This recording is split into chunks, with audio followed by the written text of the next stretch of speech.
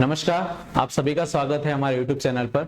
इसके पहले वाले वीडियोस में हमने देखे थे कुछ बेसिक कंसेप्ट थर्मोडायनेमिक्स से रिलेटेड। आज का ये वीडियो उन लोगों के लिए यूजफुल रहने वाला है जो पहले से कुछ बेसिक कंसेप्ट जानते हैं थर्मोडायनेमिक्स से रिलेटेड, क्योंकि आज ये वीडियो पूरा वन शॉट रहने वाला है जिसमें हम जो मेजर टॉपिक्स है लेब असिस्टेंट कोर्स के लिए जो कि हमारे रहने वाले हैं first law of thermodynamics, second law of thermodynamics, heat engine, Carnot engine और अपना एट द एंड है रेफ्रिजरेटर। तो पूरे सारे टॉपिक्स हम एक ही वीडियो में कवर करने वाले हैं। तो चलिए शुरू करते हैं हम फर्स्ट लॉ ऑफ थर्मोडायनेमिक्स। तो first law of thermodynamics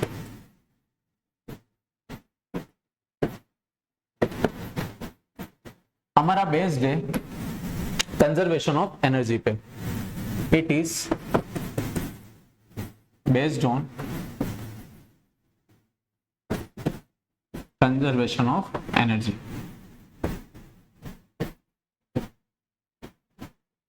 conservation of energy ये कहता है कि ना ही तो एनर्जी को बनाया जा सकता है ना ही एनर्जी को डिस्ट्रॉय किया जा सकता है, पर उस एनर्जी को एक फॉर्म से दूसरे फॉर्म में बदला जा सकता है।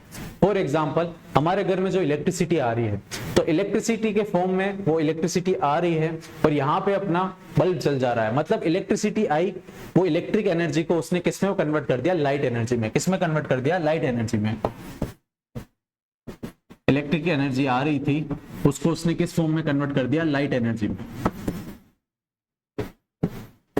मतलब एनर्जी को नहीं तो बनाया जा सकता है नहीं डिस्ट्रॉय किया जा सकता है, पर एक फॉर्म से दूसरे फॉर्म में ट्रांसफर किया जा सकता है। तो इसी पे बेस्ड है हमारा फर्स्ट लॉ ऑफ थर्मोडायनेमिक्स। तो मैं इसका स्टेटमेंट लिख देता हूं। इसका स्टेटमेंट ये कहता है कि energy can neither be created nor be destroyed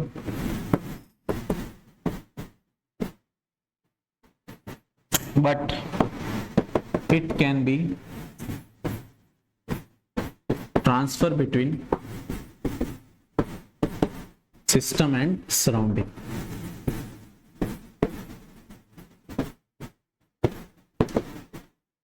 तो अपना ये first law of thermodynamics base है मेनली कंजर्वेशन ऑफ एनर्जी पे, जो ये कहता है कि एनर्जी को नहीं तो बनाया जा सकता है नहीं डिस्ट्रॉय किया जा सकता है, पर एक फॉर्म से दूसरे फॉर्म में ट्रांसफर किया जा सकता है। इसको हम ऐसे समझते हैं, मान लीजिए कोई सिस्टम है, मान लीजिए कोई सिस्टम है जिसको मैंने हीट दी, क्यू अमाउंट ऑफ हीट दी। तो यहां पे कंजर्वेशन ऑफ एनर्जी ये कह रहा है कि इसको जो हीट मिली है वो इस हीट का यूज या तो इसकी इंटरनल एनर्जी को बढ़ाने में करेगा, मतलब इस सिस्टम को जो हीट मिली है, अब हीट मिल तो गई है, अब ये इसका किस किस में कर सकता है? या तो इसकी इंटरनल एनर्जी को बढ़ाने में करेगा या फिर वो उस हीट का यूज किस में करेगा? कुछ ना कुछ वर्क करने में, या फिर वो उसका काम किसमें यूज करेगा? कुछ ना कुछ वर्क करने में। फॉर एग्जाम्पल, मान लीजिए आपको कोई 100 रुपए देता है, ठीक है, तो आपके पास दो ऑप्शन है, या तो आप उस 100 रुपए में से उसकी सेविंग्स कर लीजिए या फिर उन पैसे को क्या कर दीजिए? खर्च कर दीजिए। क्या कर दीजिए? खर्च। तो आपने उन 100 रुपए का क्या कर सकते हो? आप या तो 100 रुपए की आप बचत कर सकते हो या फिर उन 100 रुपए को क्या कर सकते हो? खर्च। तो वैसे ही अपना फर्स्ट लॉ ऑफ थर्मोडायनेमिक्स कहता है कि अगर किसी सिस्टम को कोई हीट मिलती है तो वो उस हीट का प्रयोग कैसे कर सकता है? या तो वो सिस्टम की अपनी इंटरनल एनर्जी को बढ़ाने में यूज कर सकता है या फिर वो किसी वर्क को अटेम्प्ट या वर्क डन करने में यूज कर सकता है। तो अपन first law of thermodynamics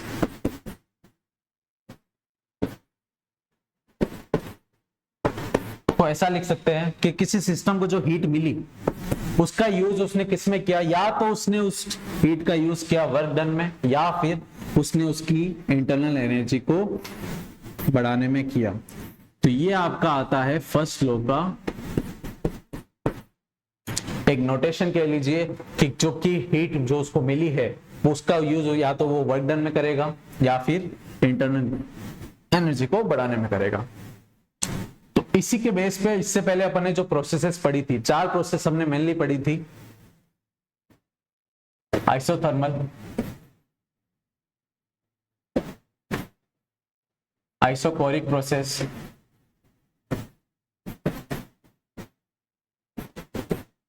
adiabatic process,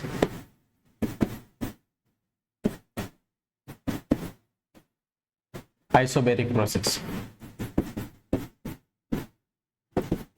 इन चारों प्रोसेस के हमने वर्क डन के फॉर्मूले देख रखे हैं। अब इसका जो स्टेटमेंट है फर्स्ट लॉ का, Q equals to W plus del U, तो इसी स्टेटमेंट के लेके हम इंटरनल एनर्जी, हीट और वर्क डन और हमारा प्रेशर और वॉल्यूम के बीच का ग्राफ हर प्रोसेस के लिए हम देखने वाले हैं और हम फॉर्मूला निकालने वाले हैं पर्टिकुलर प्रोसेस के लिए स्पेसिफिक हीट कैपेसिटी का। तो सबसे पहले अपन बात करते हैं आइसोथर्मल प्रोसेस की।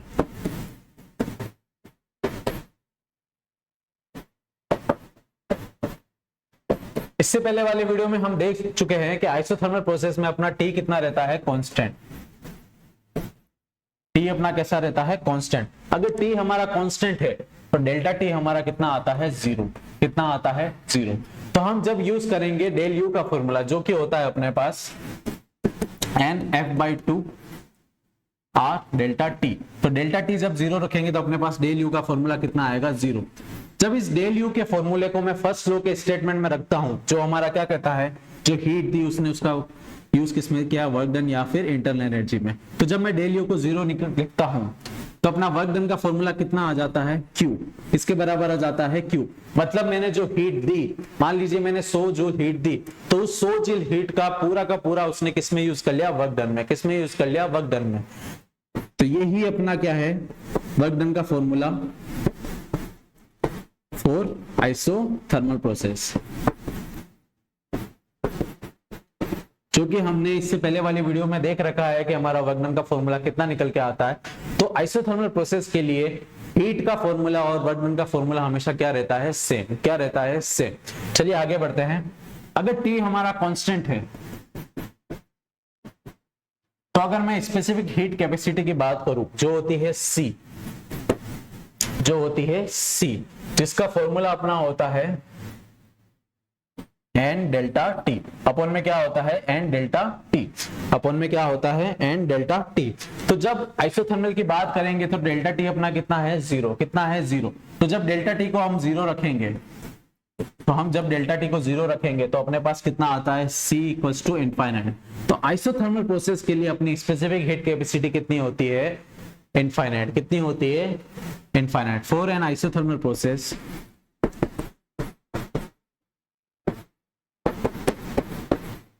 द स्पेसिफिक हीट कैपेसिटी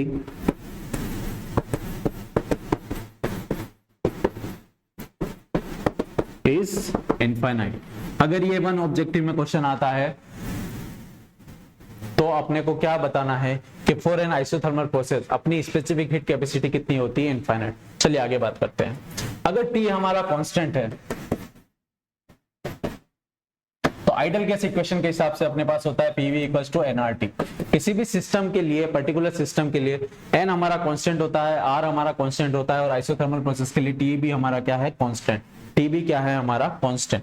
अगर T हमारा कांस्टेंट है, अगर T हमारा कांस्टेंट है तो nRT भी हमारा पूरा क्या हो जाएगा, कांस्टेंट। तो PV इक्वल्स टू क्या हो गया, कांस्टेंट K। तो P को हम लिख सकते हैं K अपॉन V।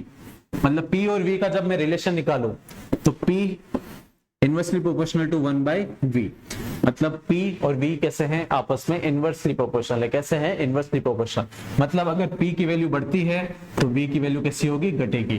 तो मैं अगर P वर्सेस V का ग्राफ बनाऊं आपके बीच, P वर्सेस V का क्या बनाऊं, ग्राफ, तो इस एक्सिस पे ले लेते हैं अपन P और इस एक्सिस पे ले लेते हैं V। मतलब अगर वॉल्यूम बढ़ेगा तो प्रेशर क्या होगा, घटेगा। तो ये हो गया अपना आइसोथर्मल प्रोसेस का वर्क डन। देखिए इस जब मैं जीरो से V की तरफ जाता हूं तो अपना वॉल्यूम कैसा है, धीरे धीरे बढ़ रहा है। कैसा है, बढ़ रहा है, बढ़ती दिशा में जा रहा है। पर अपना प्रेशर कैसा है, ऊपर से नीचे की तरफ आ रहा है, मतलब घटता जा रहा है। इसका स्लोप कैसा है, नेगेटिव। कैसा है, नेगेटिव। इसका स्लोप किस तरफ बढ़ रहा है, P का नेगेटिव की तरफ बढ़ रहा है। तो ये अपना क्या हो गया, PV ग्राफ आइसोथर्मल प्रोसेस के लिए। अब हम बात करते हैं नेक्स्ट एडियाबैटिक प्रोसेस के लिए। सेकेंड है अपनी एडियाबैटिक प्रोसेस।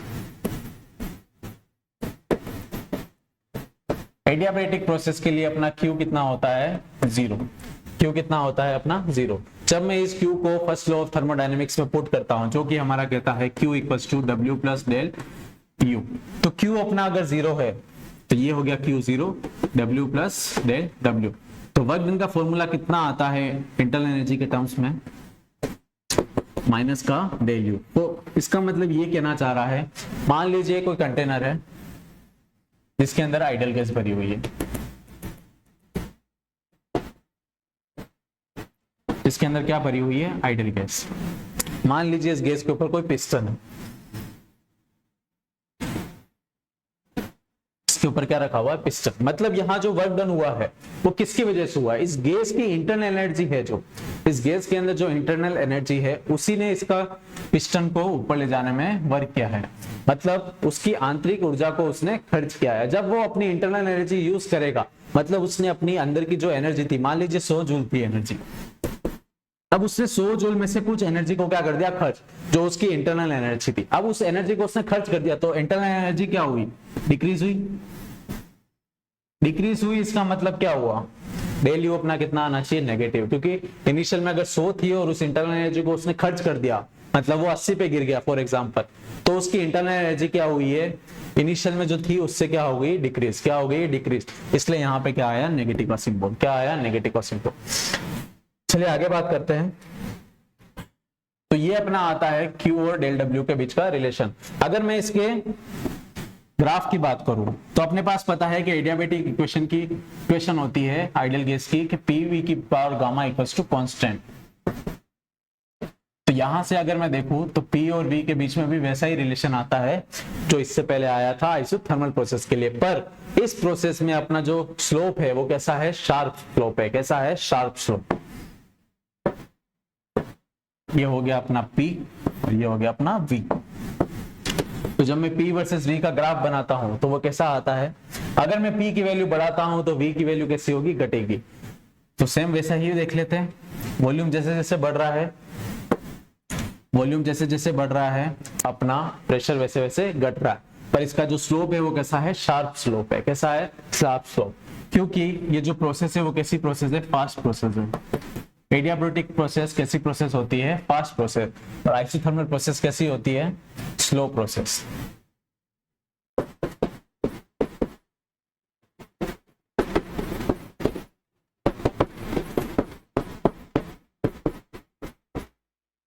ये कैसी प्रोसेस है अपनी, स्लो प्रोसेस, और एडियाबेटिक प्रोसेस अपनी कैसी है, फास्ट प्रोसेस।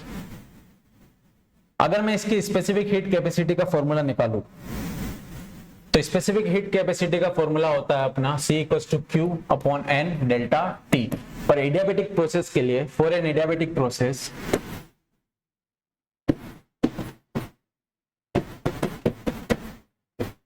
Q अपना कितना होता है, 0।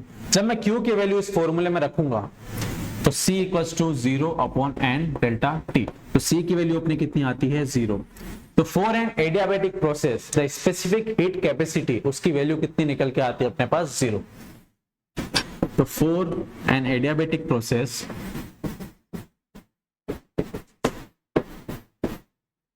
द वैल्यू ऑफ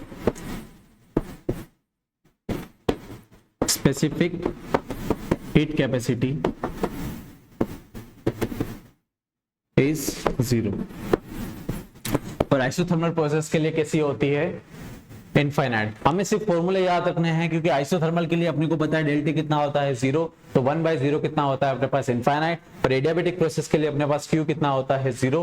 तो फॉर्मूले में जैसे ही रखेंगे अपने पास C कितना आ जाएगा, 0। तो ये क्वेश्चन आ सकता है आपके ऑब्जेक्टिव में कि for an adiabatic process the value of specific heat is, तो ऑप्शन में होगा आपके पास 0 और इनफाइनाइट, और अदर ऑप्शंस भी हो सकते हैं 1 या फिर नन ऑफ द अबव। तो आपको ये पता होना चाहिए फॉर्मूले के हिसाब से कि आइडियाबेटिक में Q 0 होता है और आइसोथर्मल में अपना डेल्टा T कितना होता है, 0। अगर फॉर्मूला याद है कि डेल्टा T अपॉन में है या ऊपर, तो आपका सवाल सही होगा, नहीं तो आप कंफ्यूज होकर गलत करके आएंगे। नेक्स्ट प्रोसेस आपके बात करते हैं आइसोकोरिक प्रोसेस के लिए। आइसोकोरिक प्रोसेस, तो आइसोकोरिक प्रोसेस में आपका वॉल्यूम कैसा रहता है, कांस्टेंट। वॉल्यूम कैसा रहता है आपका, कांस्टेंट। तो अगर मैं P वर्सेस V का ग्राफ बनाता हूं, P वर्सेस V, तो आपका वॉल्यूम कितना आता है, कांस्टेंट। आपका वॉल्यूम कितना आता है, कांस्टेंट। अब मैं नेक्स्ट बात करता हूं आइसोबैरिक प्रोसेस के लिए।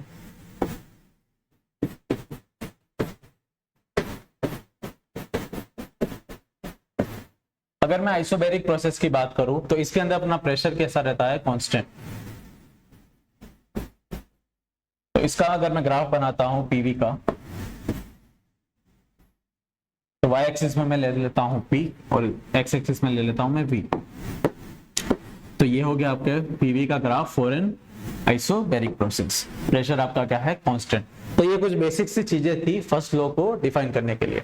हमें सिर्फ फर्स्ट लॉ का ये स्टेटमेंट ध्यान रखना है कि जो उसने हीट उसको जो सिस्टम को मिली है, उस हीट को उसने किन किन चीजों में यूज किया। या तो वो अपनी इंटरनल एनर्जी को बढ़ाने में यूज कर सकता है, या फिर वो उसके अंदर वर्क डन को अटेम्प्ट करने में कर सकता है। तो अब मैं वापस स्टेटमेंट लिखने जा रहा हूं। उसको जो क्यू हीट मिली उसका यूज उसने वर्क डन में किया और फिर इंटरनल एनर्जी में बढ़ाने के लिए किया। ये फॉर्मूला अगर आपको याद है, क्योंकि आपको इससे पहले वाले लेक्चर्स में बताया गया है कि Q कब पॉजिटिव होता है और Q कब नेगेटिव होता है, वर्क डन कब पॉजिटिव होता है और वर्क डन कब नेगेटिव होता है। उसी पे बेस पे हम इस फॉर्मूले के सिंबल्स चेंज कर सकते हैं। और ये फॉर्मूला आपका एक स्टैंडर्ड फॉर्मूला है, प्रोसेस के अकॉर्डिंग आपके इसके सिंबल्स चेंज होंगे। नेक्स्ट हम बात करते हैं, अगर किसी सिस्टम का टेम्परेचर बढ़ रहा है, अगर किसी सिस्टम का टेम्परेचर बढ़ रहा है तो हमारी इंटरनल एनर्जी क्या होगी, पॉजिटिव आएगी। कैसी आएगी, पॉजिटिव। आप खुद ही सोचिए, अगर आप अपना हाथ किसी तवे पे रख देते हैं, मतलब क्या हुआ, वहां के मॉलिक्यूल्स, आपके हाथ के जितने भी पार्टिकल्स है वहां पे आसपास सेल्स है, वो कैसे हो जाएंगे, एकदम वाइब्रेशन मोड में आ जाएंगे और आप झटके से अपना हाथ हटा देंगे। मतलब उस जगह का टेम्परेचर क्या हो गया, आपका बढ़ गया। इसलिए आपके वहां के मॉलिक्यूल्स कैसे हो गए हैं, मतलब वहां की जो इंटरनल एनर्जी थी उन सेल्स की, वो कैसी हो गई है, बूस्ट हो गई है, बढ़ गई है। अगर किसी सिस्टम की इंटरनल एनर्जी नेगेटिव है, मतलब उस सिस्टम का टेम्परेचर अपन ने क्या किया है, कम। क्या किया है, कम। अगर टेम्परेचर कम हो रहा है इसका मतलब इंटरनल एनर्जी क्या हो रही है, कम। अगर टेम्परेचर बढ़ रहा है तो उसका मतलब क्या है, इंटरनल एनर्जी क्या हो रही है, बढ़ रही है। नेक्स्ट हम बात करते हैं सेकेंड लॉ ऑफ थर्मोडायनेमिक्स।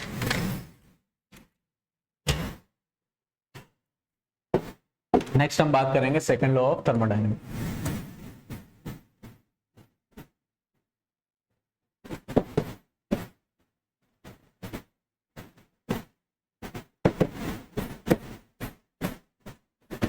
अब इसको समझिएगा, सेकंड लॉ ऑफ थर्मोडायनेमिक्स हमें क्या कहता है। सेकंड लॉ ऑफ थर्मोडायनेमिक्स ये कहता है कि आप किसी भी वर्क को करके हीट को क्या कर सकते हैं, जनरेट। जैसे मैं यहाँ पे हाथों को रब कर रहा हूँ, मतलब मैं कोई वर्क कर रहा हूँ, तो आप कोई भी वर्क करके किसी भी हीट को जनरेट कर सकते हो।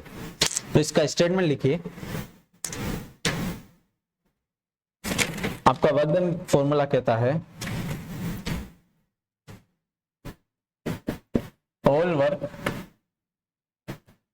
Can be create heat. आप किसी भी वर्क से हीट को जनरेट कर सकते हैं, पर आप किसी भी हीट से वर्क को जनरेट नहीं कर सकते। फॉर एग्जांपल, मैंने हाथों को रब किया, रब किया मतलब मैंने वर्क डन किया, और वर्क डन किया मतलब मेरे यहाँ से क्या जनरेट हुई, हीट। अगर हम हाथ को रब कर दे तो अपनी क्या, हाथों के पाम से क्या जनरेट होती है, हीट। अगर फॉर एग्जांपल, अगर मैं इस हाथों को हीट पे रख दूं, गैस के तवे पे रख दूं, तो क्या ये वर्क करने लगेंगे, ऐसा पॉसिबल नहीं है। तो सेकंड लॉ ऑफ थर्मोडायनेमिक्स सिर्फ उन चीजों की बात करता है जो रियल लाइफ में पॉसिबल है। तो आप किसी भी वर्क से हीट को तो जनरेट कर सकते हो, पर आप हर हीट से वर्क जनरेट नहीं कर सकते। All heat can not generate work. For example, आपके पास हाथ में एक कांच का गिलास है, अब उस कांच के गिलास को आपने किसी एच हाइट से गिरा दिया। जब आपने उसको एच हाइट तक ले गए तो उसके पास क्या थी, पोटेंशियल एनर्जी। क्या थी, पोटेंशियल एनर्जी। जब वो गिरा तो उसके पास एक वेलोसिटी आई, और वेलोसिटी आई तो उसके पास क्या आई, काइनेटिक एनर्जी। जब वो गिरा तो उसके पास काइनेटिक एनर्जी थी, और जब वो जमीन पे गिर के टूट गया तो एक साउंड प्रोड्यूस हुआ, तो उससे वो क्या प्रोड्यूस हुई, अपने पास साउंड एनर्जी। क्या प्रोड्यूस हुई, साउंड एनर्जी। आपके पास एक गिलास था किसी एच हाइट पे, इसके पास अभी क्या थी, पोटेंशियल एनर्जी। जब वो गिर रहा था तो उसके पास क्या थी, काइनेटिक एनर्जी। जब वो गिर के बिखर गया तो इसके पास जो आवाज आई वो कैसी एनर्जी थी, साउंड एनर्जी। अब मान लीजिए अगर मैं इस टूटे हुए गिलास के पास जाके कोई साउंड बजाऊं तो क्या वापस ये ऐसे अपनी स्टेट पे आ जाएगा? जी बिल्कुल नहीं, क्योंकि फर्स्ट लॉ ऑफ थर्मोडायनेमिक्स हमें स्टेटमेंट देता है कि energy can neither be created nor be destroyed but it can be transfer from one form of energy to another form of energy. तो उस हिसाब से तो ये वापस साउंड एनर्जी से इस एनर्जी में जाना चाहिए था, पर प्रैक्टिकली ये पॉसिबल नहीं है। तो सेकंड लॉ ऑफ थर्मोडायनेमिक्स सिर्फ हमें उन चीजों के बारे में बताता है जो प्रैक्टिकली पॉसिबल है। तो सेकंड लॉ ऑफ थर्मोडायनेमिक्स ये कहता है कि हम हर वर्क से हीट को तो जनरेट कर सकते हैं, पर हम हर हीट से वर्क को जनरेट नहीं कर सकते। या फिर मैं ऐसा बोल दूं कि हमने जो हीट यूज की है उस पूरी हीट से हम उस वर्क डन को जनरेट नहीं कर सकते। हमें कुछ अमाउंट ऑफ हीट को तो क्या करना होगा, डिस्ट्रॉय या फिर वेस्ट करना ही पड़ेगा, तभी जाके हम उस हीट का यूज किसमें कर सकते हैं, वर्क डन में। स्टेटमेंट ये कहना चाह रहा है सेकंड लॉ का, मान लीजिए मेरे पास 100 जूल ऑफ हीट है, हमारे पास क्या है 100 जूल की हीट है। तो सेकंड लॉ ये कहना चाह रहा है कि हम इस पूरी हीट को यूज करके हम पूरे 100 जूल का वर्क डन पॉसिबल नहीं है, हम पूरे 100 जूल का वर्क डन नहीं कर सकते।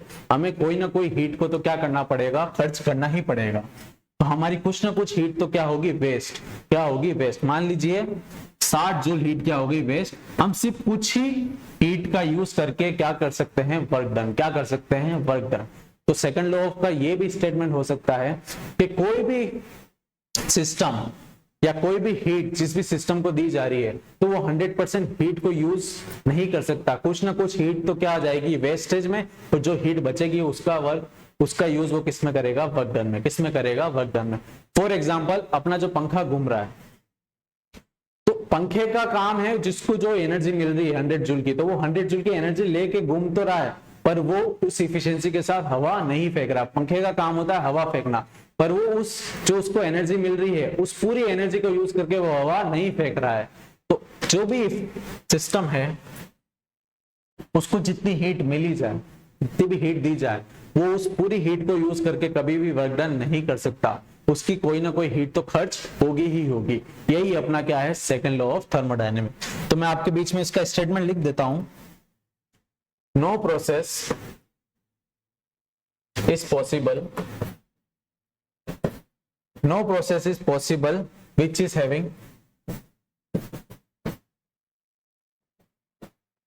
efficiency of 100%.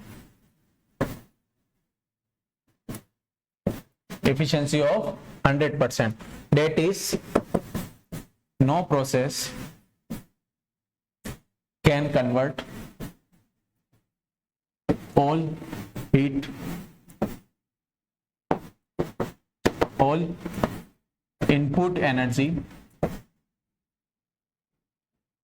into useful work। ऐसा जरूरी नहीं है कि किसी सिस्टम को अगर जितना इनपुट दिया जाए वो उतने इनपुट का कोई वर्क कर ले, कोई ना कोई एनर्जी तो खर्च होनी ही है। यही अपना क्या कहता है, सेकंड लॉ ऑफ थर्मोडायनेमिक्स। इसी पे बेस्ड है अपना कार्नोट इंजन और अपना हीट इंजन। सबसे पहले हम बात करने वाले हैं हीट इंजन की।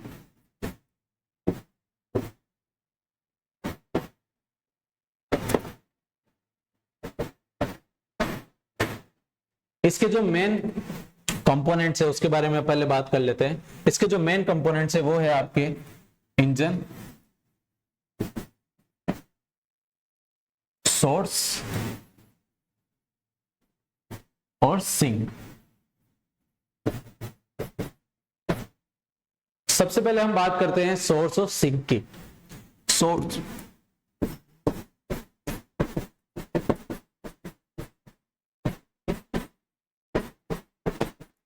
सोर्स जो है वो हमारा है हीट का प्रोवाइडर, जो हमें हीट उस सिस्टम तक जो इंजन में हीट देनी है उसका क्या है, ये प्रोवाइडर। मतलब अपने को जो भी हीट मिलनी है वो किससे मिलनी है, सोर्स से। किससे मिलनी है, सोर्स से। अब मैंने यहाँ लिखा है इनफाइनाइट हीट कैपेसिटी वाला, मतलब इसके अंदर से कभी भी हीट खत्म नहीं होने वाली। हम इसे ऐसे आइडियल केस में मानेंगे कि इस सोर्स में से कभी भी हीट खत्म होने वाली नहीं है। इसका मतलब क्या है, मान लीजिए ये एक समुद्र, मान लीजिए ये क्या है, एक समुद्र। अगर मैं समुद्र से एक गिलास पानी निकाल भी लूं तो क्या समुद्र में पानी की कमी आएगी? नहीं, क्योंकि उस विशाल रूप के सामने वो एक गिलास कुछ भी नहीं। तो ये एक इनफाइनाइट हीट का सोर्स है, मतलब यहां से अगर मैं थोड़ी हीट ले भी लूं तो भी इसका टेम्परेचर कभी भी डिक्रीज होने वाला नहीं है, इसका टेम्परेचर कभी भी डिक्रीज होने वाला नहीं है। अगर ये सोर्स अगर T1 टेम्परेचर पे है तो ये T1 टेम्परेचर पे ही रहेगा, क्योंकि इसका जो सोर्स है वो कैसा है, इनफाइनाइट हीट कैपेसिटी वाला है। इससे जितनी भी हीट निकालो इसमें से कभी भी हीट खत्म नहीं होगी। तो इट्स सेम लाइक समुद्र, कि समुद्र में से अगर एक गिलास पानी निकाल भी लिया तो कोई भी फर्क नहीं पड़ा। तो इसमें से अगर थोड़ी हीट निकाल भी ली तो भी हमारे सोर्स में टेम्परेचर वैसा का वैसा ही रहेगा। तो वैसा का वैसा हमारा सिंक है। जो भी वेस्टेज हीट है, क्योंकि जो उस सोर्स से जो हीट आएगी, जो उस इंजन को मिलेगी, उस पूरी हीट का वो कभी भी यूज नहीं कर सकता वर्क को करने में। यही अपना क्या है, सेकंड लॉ ऑफ थर्मोडायनेमिक्स। कुछ ना कुछ हीट तो वेस्ट होनी है। वो वेस्ट हुई हुई हीट कहाँ जाएगी, आपके सिंक में।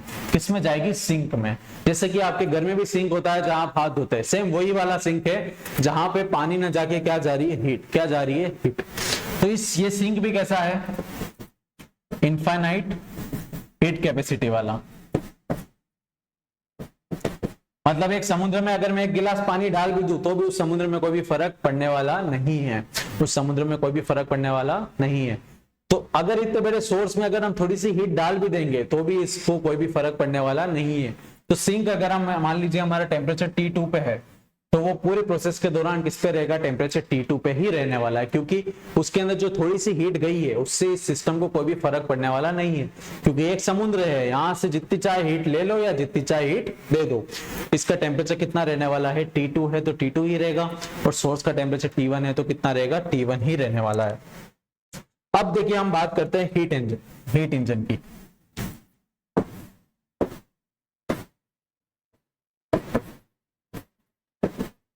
हीट इंजन एक डिवाइस है, it is a device which converts heat into it is a device which can convert heat into work। वो किस हीट को किस में कन्वर्ट कर देगा, वर्क। अब सेकेंड लॉ के अकॉर्डिंग जो हीट उसको मिली है वो पूरी की पूरी हीट यूज वर्क में नहीं करने वाला, कुछ ना कुछ हीट का क्या होगा, वेस्ट। तो जो मैंने एलिमेंट्स लिए थे अभी, सिंक, सोर्स और इंजन, उसी को लेके हम हीट इंजन को समझेंगे। तो सबसे पहले मैं सोर्स बना लेता हूं।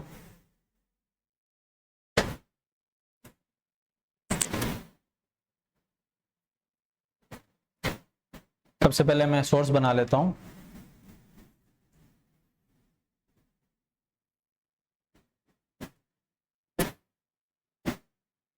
ये क्या हो गया आपका, एक सोर्स। ये आपका हो गया इंजन।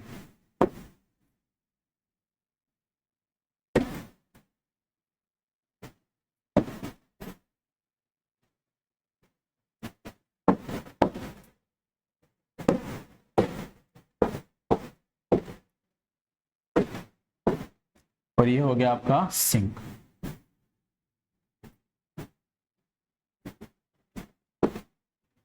ये हो गया आपका सोर्स, ये हो गया आपका इंजन, और ये हो गया आपका सिंक।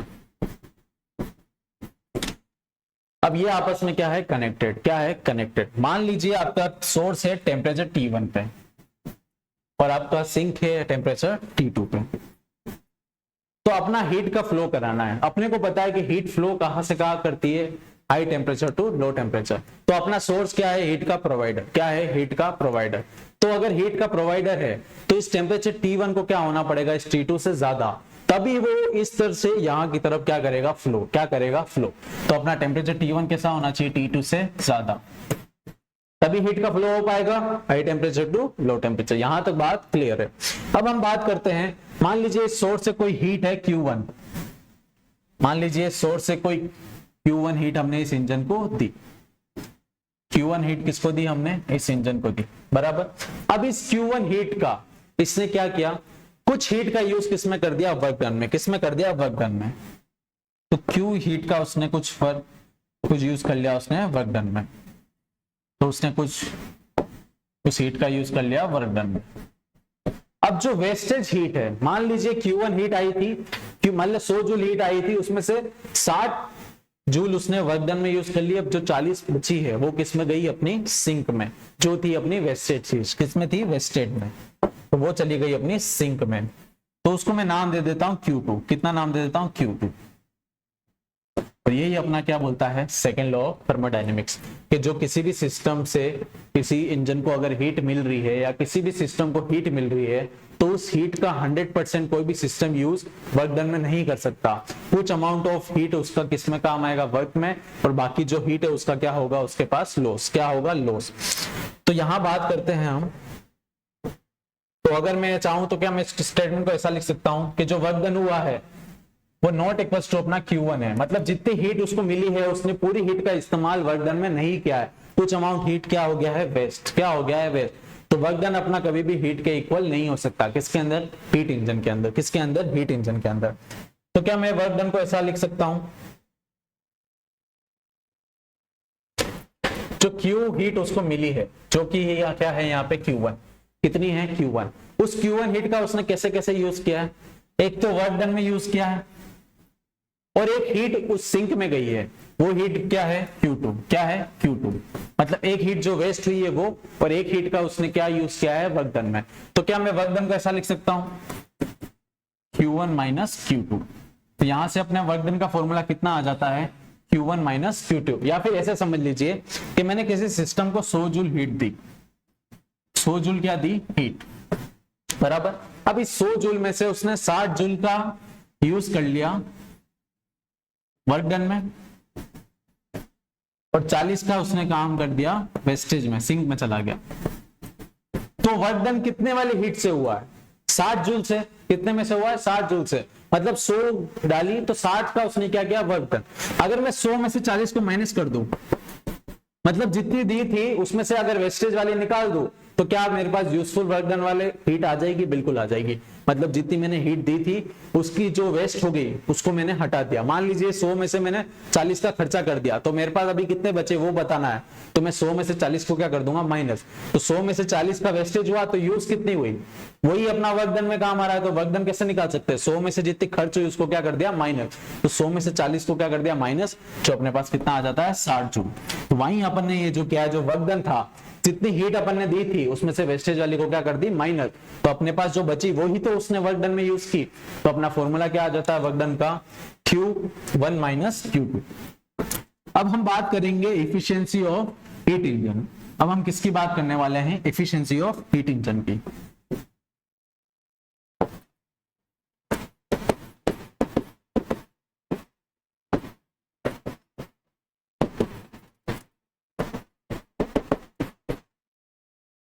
एफिशिएंसी यानी क्षमता। कोई हीट इंजन जो काम कर रहा है वो कितनी क्षमता के साथ काम कर रहा है, तो उसका फॉर्मूला हम कैसे निकाल सकते हैं? इसको एक एग्जांपल के तौर पे समझिए।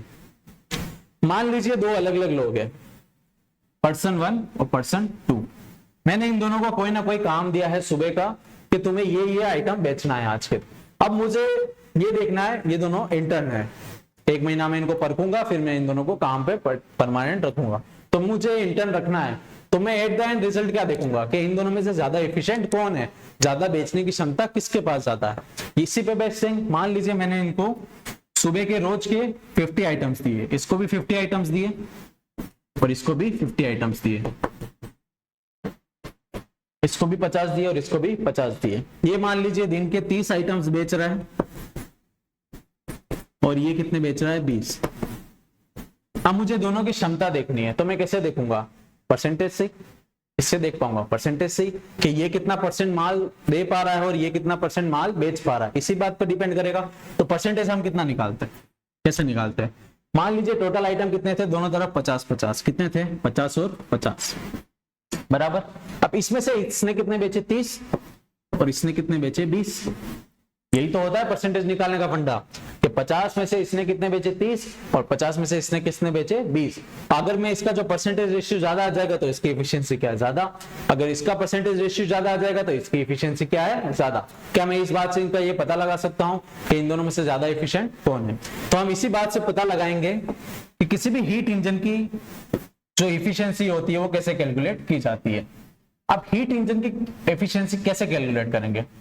अब यहाँ तो इनको कोई आइटम्स दिए नहीं बेचने को, पर हमने यहाँ पे इनको क्या दिए, हीट दिए। क्या दिए इनको, हमने क्या दिए यहाँ पे, हीट दिए। क्या दिए, हीट। यहाँ पे हमने इनको क्या दिए, हीट। अब इफिशियंसी हम कैसे यूज करेंगे कि किसी भी इंजन ने उस हीट का ज्यादा से ज्यादा वर्क में यूज किया है या नहीं किया है, इसी बात पे तो डिपेंड करेगी उसकी इफिशियंसी। हमें एट द रिजल्ट क्या चाहिए, वर्क डन। क्या चाहिए, वर्क डन। अब आपने किसी गाड़ी में पेट्रोल भराया, क्या भराया, पेट्रोल। अब आपके पास दो गाड़ी है, आपने दोनों में पेट्रोल भराया और आप एक टेस्ट ड्राइव ले रहे हैं दोनों गाड़ियों की, जो बढ़िया एवरेज देगी उसको आप खरीद लोगे। मतलब आपने दोनों में 100 रुपए का पेट्रोल भराया और मान लीजिए एक गाड़ी चली 10 किलोमीटर, एक गाड़ी चली 20 किलोमीटर, तो आप कौन सी वाली गाड़ी लेंगे, 20 किलोमीटर वाली। क्यों, क्योंकि आपने दोनों को तो दिए 100 का पेट्रोल, आपने दोनों में कितने का पेट्रोल भराया, 100 का पेट्रोल, पर गाड़ी ज्यादा कौन चली, 20 किलोमीटर वाली। तो आपकी सबसे ज्यादा इफिशियंसी किसकी हुई उसमें, 20 किलोमीटर जो चली वो स्कूटी। तो उस स्कूटी की इफिशियंसी क्या है, उस वाली स्कूटी से ज्यादा। मतलब आउटपुट क्या है आपका, ज्यादा। जिस भी गाड़ी का आउटपुट, मतलब वो कितनी ज्यादा किलोमीटर चल पा रही है, वो एक गाड़ी का ज्यादा था दूसरी वाली से, इसलिए आपने उसको सेलेक्ट किया। तो यहाँ पे भी हम किसकी बात करेंगे, आउटपुट की। किसकी बात करेंगे, आउटपुट की। तो सबसे पहले हम बात करेंगे हीट इंजन की इफिशियंसी की, जिसको हम रिप्रेजेंट करते हैं नीटा से। किससे रिप्रेजेंट करते हैं, नीटा से। तो यहाँ पे वहां पे गाड़ी में अपन ने 100 रुपए का पेट्रोल भराया, तो ज्यादा चली तो वो अपना क्या हो गया, वर्क डन। तो यहाँ पे हमने क्या दिया, यहाँ पे हमने पेट्रोल की जगह क्या दिया, हीट दी। क्या दी, हीट, जो कितनी थी इनिशियल में, Q1। जो सोर्स से जो हीट निकली वही तो हीट दी, वो कितनी थी, Q1। कितनी थी, Q1।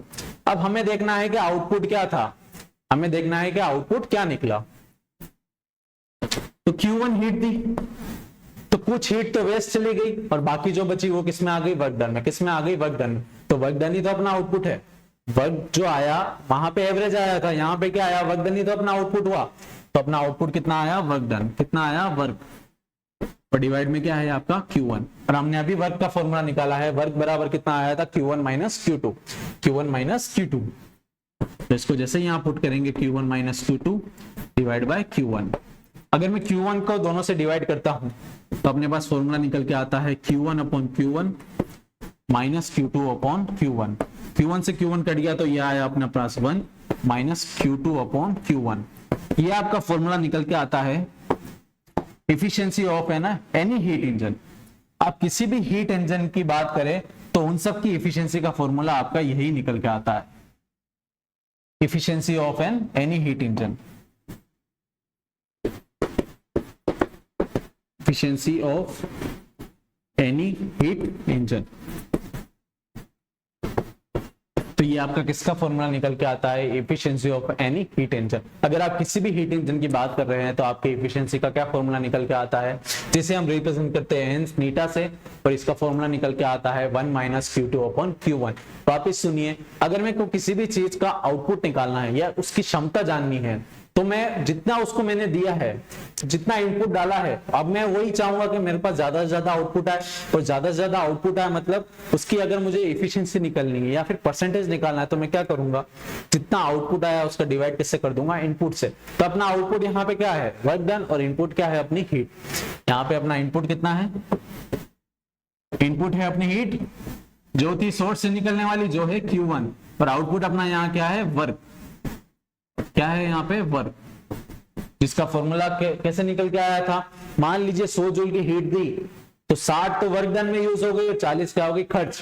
तो यूजफुल कितनी बची, 60। मतलब मैंने Q1 जो हीट दी थी उसमें से वेस्टेज वाली को क्या कर दिया, माइनस। तो वर्क डन का फॉर्मूला कितना निकल के आता है, Q1 minus Q2, Q1 minus Q2। जब हम किसी भी हीट इंजन की बात करते हैं तो उसके लिए एफिशिएंसी का फॉर्मूला कितना आया, नीटा बराबर 1 माइनस Q2 अपॉन Q1। अब हम बात करते हैं कार्नोट इंजन की। किसकी बात करते हैं, कार्नोट इंजन की। अब हम बात करेंगे कार्नोट इंजन।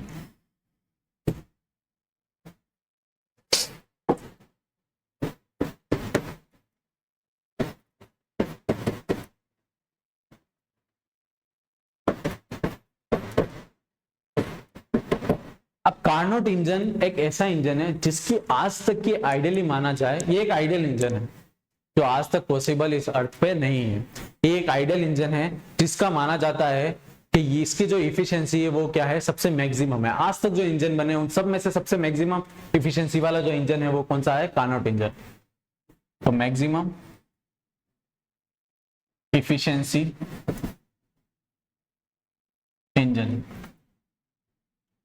अगर मुझे किसी चीज को, किसी इंजन को ये पता करना है कि कौन ज्यादा एफिशिएंट, कौन ज्यादा इंजन ज्यादा एफिशिएंट है, तो उसका कंपैरिजन करने के लिए अपने पास कौन है, कार्नोट इंजन। कौन है, कार्नोट हीट इंजन। अगर आपके घर में भी आपका कंपैरिजन किसी से हो रहा है तो किसी अच्छे व्यक्ति से ही हो रहा होगा। तो यहाँ पे आपका जो कंपैरिजन हो रहा है, किसी भी इंजन की क्षमता को कंपेयर किया जाता है तो वो माना जाता है अपना कार्नोट हीट इंजन। तो इसके बारे में हम बात करेंगे। ये मैक्सिमम हीट इंजन आज तक का बना है। आइडियल, इसके अंदर जितनी भी सिचुएशन ली जाएगी वो सब कैसे ली जाएगी, आइडियल सिचुएशन ली जाएगी। कैसे ली जाएगी, आइडियल सिचुएशन। इसके अंदर 4 मेन प्रोसेस है जिसकी मैं चर्चा कर देता हूं। एक है आपकी आइसोथर्मल एक्सपांशन, एक है आपकी एडियाबैटिक एक्सपांशन, एक है आपकी आइसोथर्मल कंप्रेशन, एक है आपकी adiabatic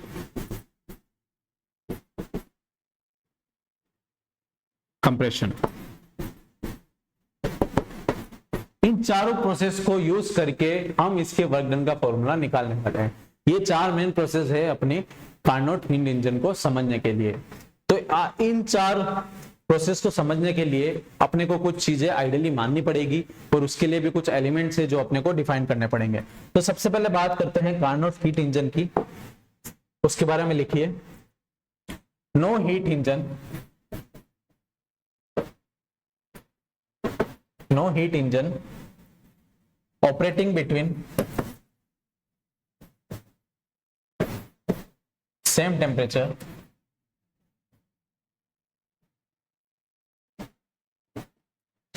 same temperature T1 and T2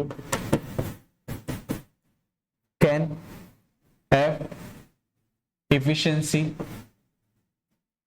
more than Carnot engine, Carnot heat engine। इस ब्रह्मांड में आज तक ऐसा कोई भी हीट इंजन नहीं है जिसकी एफिशिएंसी इस कार्नोट हीट इंजन की एफिशिएंसी ज्यादा हो पाए। ठीक है, तो आइडियली कार्नोट हीट इंजन को ही सबसे मैक्सिमम एफिशिएंसी वाला इंजन माना जाता है। तो इसके अंदर जो जो एलिमेंट हम कंसीडर करने वाले हैं तो वो है अपने, सबसे पहले हम बात करेंगे एक कंटेनर की। सबसे पहले हम बात करेंगे एक कंटेनर की जो किससे भरा हुआ है, गैस से। किससे भरा हुआ है, गैस से।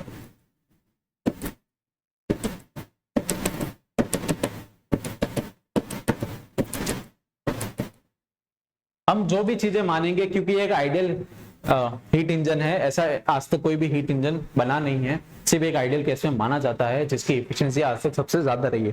तो हम जो भी सिचुएशन यहाँ कंसीडर करेंगे वो सब कैसे कंसीडर करेंगे, सब आइडियल सिचुएशन से कंसीडर करने वाले हैं। तो सबसे पहले हम बात करते हैं, एक कंटेनर है जिसके अंदर कुछ गैस, अमाउंट ऑफ गैस भरी पड़ी है। अब इसके ऊपर हम लगाएंगे एक पिस्टन। इसके ऊपर हम क्या लगाएंगे, एक पिस्टन। ये लगा दिया हमने एक पिस्टन, ये हमने लगा दिया यहाँ पे एक पिस्टन।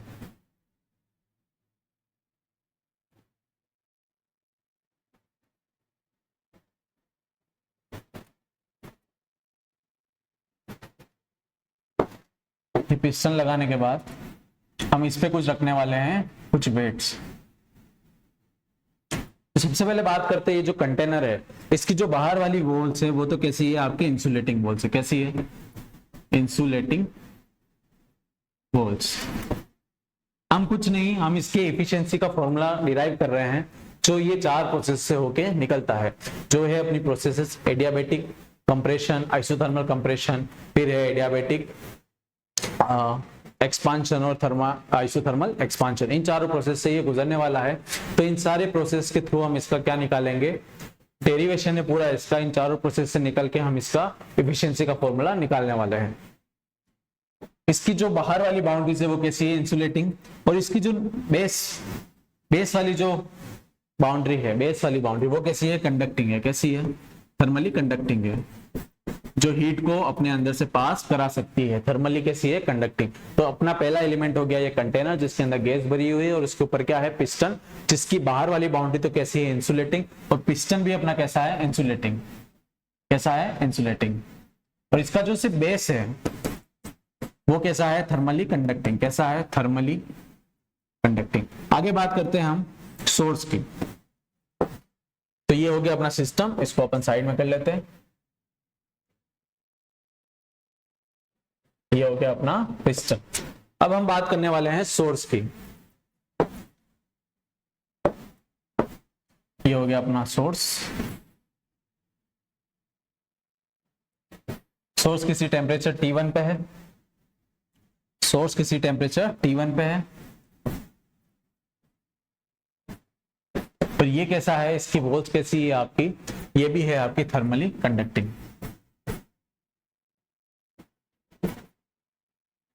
इसकी वोल्स भी कैसी है आपकी, थर्मली कंडक्टिंग, मतलब हीट का आदान प्रदान यहाँ पे हो सकता है। और इस सोर्स कैसा है, इनफाइनाइट हीट कैपेसिटी का, मतलब इसमें से कितनी भी हीट निकालो या कितनी भी हीट डालो, इसका टेम्परेचर कम नहीं होने वाला है। तो हम सोर्स को भी साइड में कर लेते हैं। ये हो गया आपका सोर्स। अब हम बात करते हैं आपके सिंक की।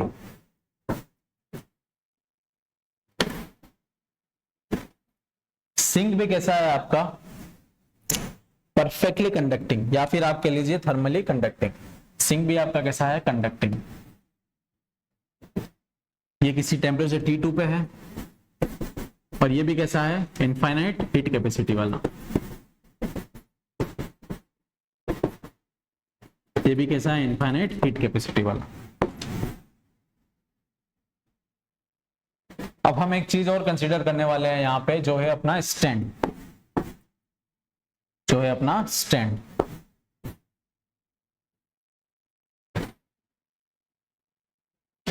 ये अपना बन गया स्टैंड। ये कैसा है अपनी, इसकी बाउंड्रीज कैसी है अपनी, इंसुलेटिंग। कैसी है, इंसुलेटिंग, परफेक्टली इंसुलेटिंग, कोई भी हीट का आदान प्रदान नहीं होगा। वापस मैं एलिमेंट्स को समझा देता हूं। सबसे पहला एलिमेंट है अपना गैस कंटेनर, जिसके अंदर गैस भरी पड़ी है, और आपके इसके अंदर सब बेस जो है वो कैसा है, थर्मली कंडक्टिंग। कैसा है, थर्मली कंडक्टिंग। बाकी सब जो भी वॉल्स है वो कैसी है आपकी, इंसुलेटिंग। कैसी है, इंसुलेटिंग। जब मैं सिंक की बात करूं तो सिंक और सोर्स अपना कैसा है, इनफाइनाइट हीट कैपेसिटी का है। सोर्स कैसा है अपना, इनफाइनाइट हीट कैपेसिटी का है, और सोर्स और सिंक कैसा है, थर्मली कंडक्टिंग, और अपना जो स्टैंड है वो कैसा है, इंसुलेटिंग। कैसा है, इंसुलेटिंग। तो ये हो गए आपके सारे एलिमेंट्स। आप चाहे तो इसका स्क्रीनशॉट ले लीजिए। ये हो गए आपके सबके एलिमेंट्स। अब हम बात करते हैं पूरी प्रोसेस को स्टार्ट से। तो स्टेप 1 में अपना जो होने वाला है, स्टेप 1, अब हम बात करेंगे जो 4 प्रोसेस होने वाली है वो कैसे अंजाम होने वाली है। तो इस चारों प्रोसेस को हम एक ग्राफ की मदद से समझेंगे। जो ग्राफ अपने बीच होने वाला है यहाँ पे P वर्सेस V का, जो ग्राफ अपने बीच है वो किसका है, P वर्सेस V का, P वर्सेस V का। तो सबसे पहले स्टेप 1 में यहाँ पे होने वाला है कि सबसे पहले अपन ने सोर्स के ऊपर क्या रख दिया, ये कंटेनर को रख दिया। किसको रख दिया, कंटेनर को। ये अपना सोर्स है,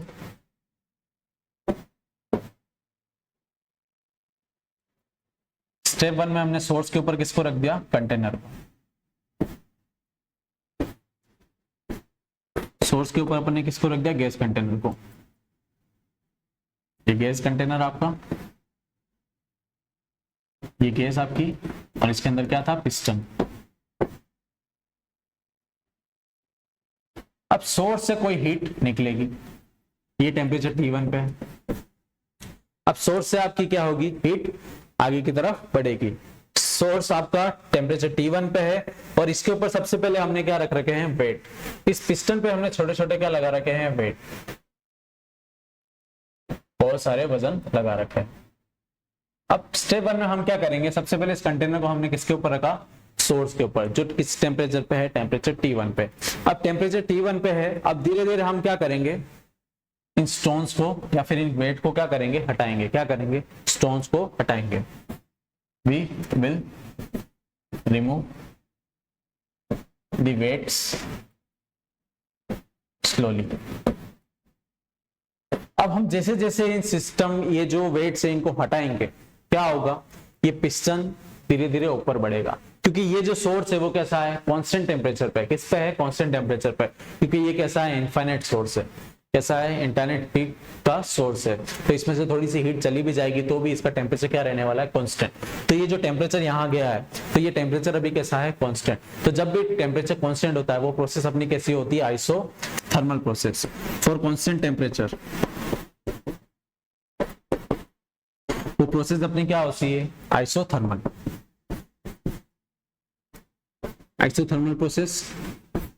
अब जब ये आइसोथर्मल प्रोसेस है और जब मैं इस वेट को धीरे धीरे हटाऊंगा, तो जैसे जैसे टेम्परेचर इस बॉडी का बढ़ रहा है, ये टेम्परेचर जब हीट इससे यहां से यहां जा रही है, यहां से यहां क्या जाएगी, हीट। क्या जाएगी, हीट। जब इस सोर्स से Q1 हीट यहां पे जाएगी, टेम्परेचर तो अपना क्या है, कांस्टेंट। क्या है, कांस्टेंट। जब हीट जाएगी तो ये गैस एक्सपांड होना चाहेगी, और जब ये एक्सपांड जाएगी तो पिस्टन कैसा होगा, धीरे धीरे ऊपर आएगा। जब इनिशियल में वॉल्यूम मान लीजिए V1 था, कितना था, V1। जब उस पिस्टन एक्सपांड होगा, मान लीजिए पिस्टन यहाँ पे था और इसका वॉल्यूम जो था ये नीचे वाला था, अब पिस्टन थोड़ा सा एक्सपांड हुआ तो वॉल्यूम भी क्या हो गया, अपना बढ़ गया। तो वॉल्यूम भी V1 से किस में चला गया, V2 पे। किस पे चला गया, V1 से V2 पे। सिस्टम का टेम्परेचर भी क्या हो गया, चेंज हो गया। क्या हो गया, चेंज हो गया। टेम्परेचर किससे किस पे चला गया, T1 से T2 पे चला गया। सिस्टम का टेम्परेचर T1 से T2 पे चला गया, पर इसको जो सोर्स है वो कैसा है, कांस्टेंट टेम्परेचर पे। कैसा है, कांस्टेंट टेम्परेचर पे। और धीरे धीरे वेट हटा रहे हैं। ये प्रोसेस कैसी है, स्लो प्रोसेस। कैसी है, स्लो प्रोसेस। अपनी वॉल्स कैसी है, कंडक्टिंग वॉल्स है। कैसी है, कंडक्टिंग। तो ये प्रोसेस कैसी है, अपनी आइसोथर्मल प्रोसेस है। कैसी है, आइसोथर्मल। और गैस का क्या हो रहा है, एक्सपांशन। क्या हो रहा है, एक्सपांशन। तो ये पूरी प्रोसेस जो स्टेप 1 है वो कैसी है, आपकी आइसोथर्मल एक्सपांशन। कैसी है, आइसोथर्मल एक्सपांशन। तो मैं इसको जब अगर डिफाइन करूं तो ये है आपका P और ये है आपका V का। तो जैसे ही एक्सपांड होगी आपका प्रेशर क्या होगा, धीरे धीरे कम होगा और वॉल्यूम आपका बढ़ेगा। तो इसको मैं डिफाइन करूं तो ये होता है आपका आइसोथर्मल का ग्राफ, और ये किसका ग्राफ है, आपका आइसोथर्मल एक्सपांशन का। किसका, आइसोथर्मल एक्सपांशन का। इस प्रोसेस का मैं नाम कर देता हूं A से लेकर B, जो क्या है आपकी आइसोथर्मल एक्सपांशन। मान लीजिए इनिशियल में कोई वॉल्यूम B बन रहा होगा, टेम्परेचर T1 रहा होगा, प्रेशर P1 रहा होगा। B पे जाके इसका प्रेशर P2 हो गया, वॉल्यूम V2 हो गया और टेम्परेचर कितना हो गया, T2। नेक्स्ट स्टेप में ये हो गई आपकी स्टेप 1, जो प्रोसेस क्या डिफाइन कर रही है, आपकी आइसोथर्मल एक्सपांशन। क्या डिफाइन कर रही है, आइसोथर्मल एक्सपांशन। नेक्स्ट स्टेप में क्या करना है, इस ग्राफ को मैं कॉपी कर लेता हूं।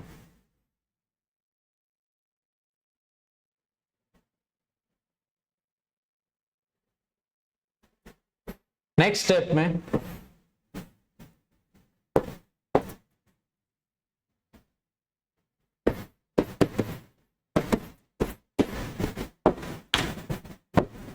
में अब हम जो उस कंटेनर को सोर्स पे रखा था उसको हटा के अब कहां रख देंगे, स्टैंड पे। कहां रख देंगे, स्टैंड पे।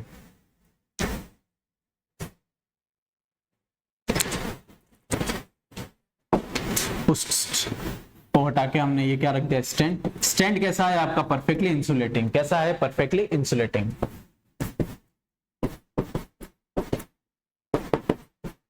स्टैंड कैसा है, परफेक्टली इंसुलेटिंग। अब उस गैस कंटेनर को हमने किस पे रख दिया, स्टैंड पे। अब इसकी वॉल्स कैसी है, कंडक्टिंग, पर ये कैसा है, परफेक्टली इंसुलेटिंग। मतलब हीट कभी भी यहां से यहां नहीं जाएगी। हीट कभी भी यहां से यहां नहीं जाएगी। अब यहां पे क्या है, वो पिस्टन रखा हुआ है और जिसपे क्या रखे हुए, वेट्स। क्या रखे हुए, वेट्स। मतलब हीट का तो कोई भी आदान प्रदान नहीं हो रहा है, और जब हीट का आदान प्रदान नहीं हो तो क्यू क्या है अपना, 0। मतलब प्रोसेस कैसी हुई अपनी, एडियाबेटिक प्रोसेस। कैसी हुई, adiabatic process.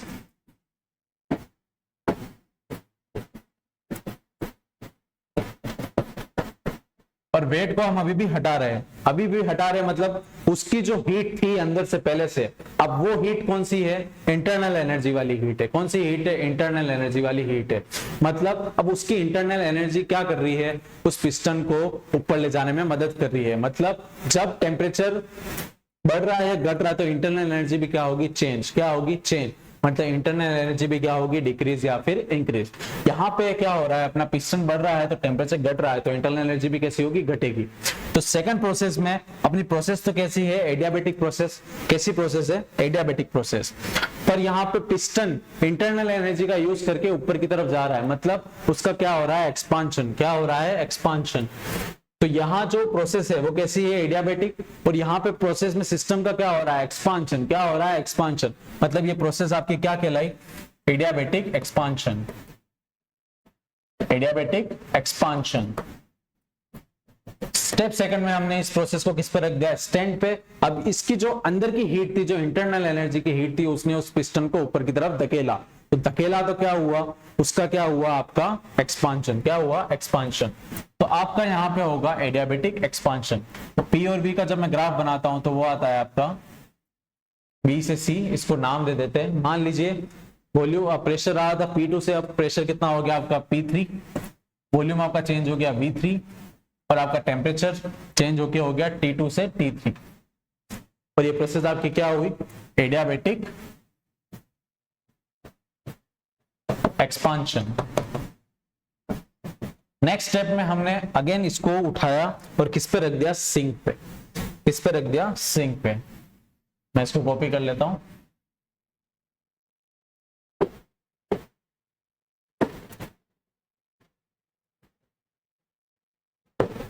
Next third process में हमने क्या किया,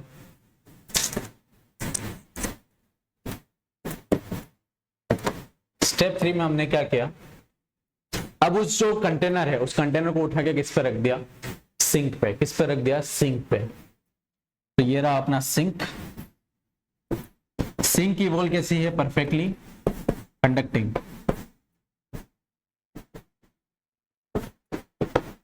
सोर्स हीट देने का काम कर रहा था, सिंक हीट लेने का काम करेगा। हीट, सिंक क्या काम करेगा, हीट लेने का। तो अब तक जो दो प्रोसेस पड़ी उसका उल्टा यहाँ पे होगा, हीट सिंक के अंदर जाएगी। तो उस कंटेनर को अभी स्टैंड से उठा के कहां पे रखा, ये आपका पिस्टन। अब हम क्या करेंगे, वो वेट सारे जो हट चुके थे अब उनको धीरे धीरे वापस इस पे रखना चाहेंगे।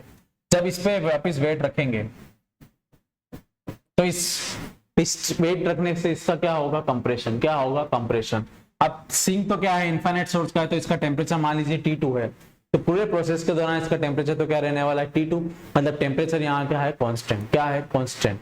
मतलब कोई भी टेम्परेचर का चेंज नहीं हो रहा है सिंक में। तो ये प्रोसेस कैसी होगी, आपकी आइसोथर्मल प्रोसेस। और यहाँ पे जब वेट रख रहे हैं हम तो इस गैस का क्या हो रहा है, कंप्रेशन। क्या हो रहा है, कंप्रेशन। तो जब कंप्रेशन होगा तो कंप्रेशन होने के बाद में आइसोथर्मल प्रोसेस में अपना डेल्यू क्या होता है, आइसोथर्मल प्रोसेस में अपना डेल्यू कितना होता है, 0। कितना होता है, 0। तो वर्क डन किसके बराबर आता है, अपने Q के बराबर। अब यहाँ पे इसका जो कंप्रेशन हो रहा है, इसका मतलब जो अपना वर्क डन है वो कैसा आना चाहिए, नेगेटिव। कैसा आना चाहिए, नेगेटिव। क्योंकि यहाँ पे क्या हो रहा है, कंप्रेस्ड हो रही है। क्या हो रही है, कंप्रेस्ड। मतलब वॉल्यूम क्या हो रहा है, डिक्रीज। और वर्क डन का फॉर्मूला हमें पता है, integration of P into dV।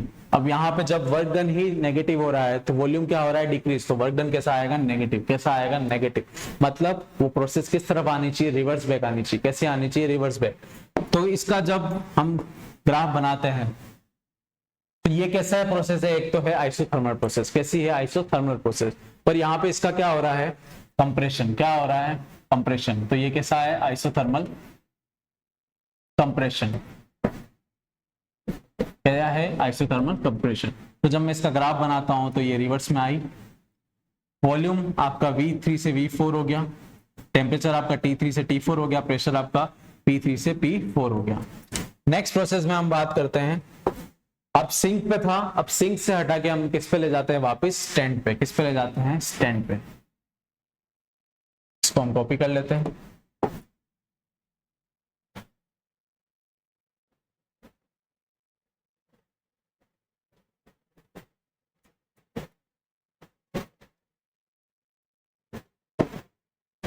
इस प्रोसेस में हम बात करते हैं स्टेप 4 की।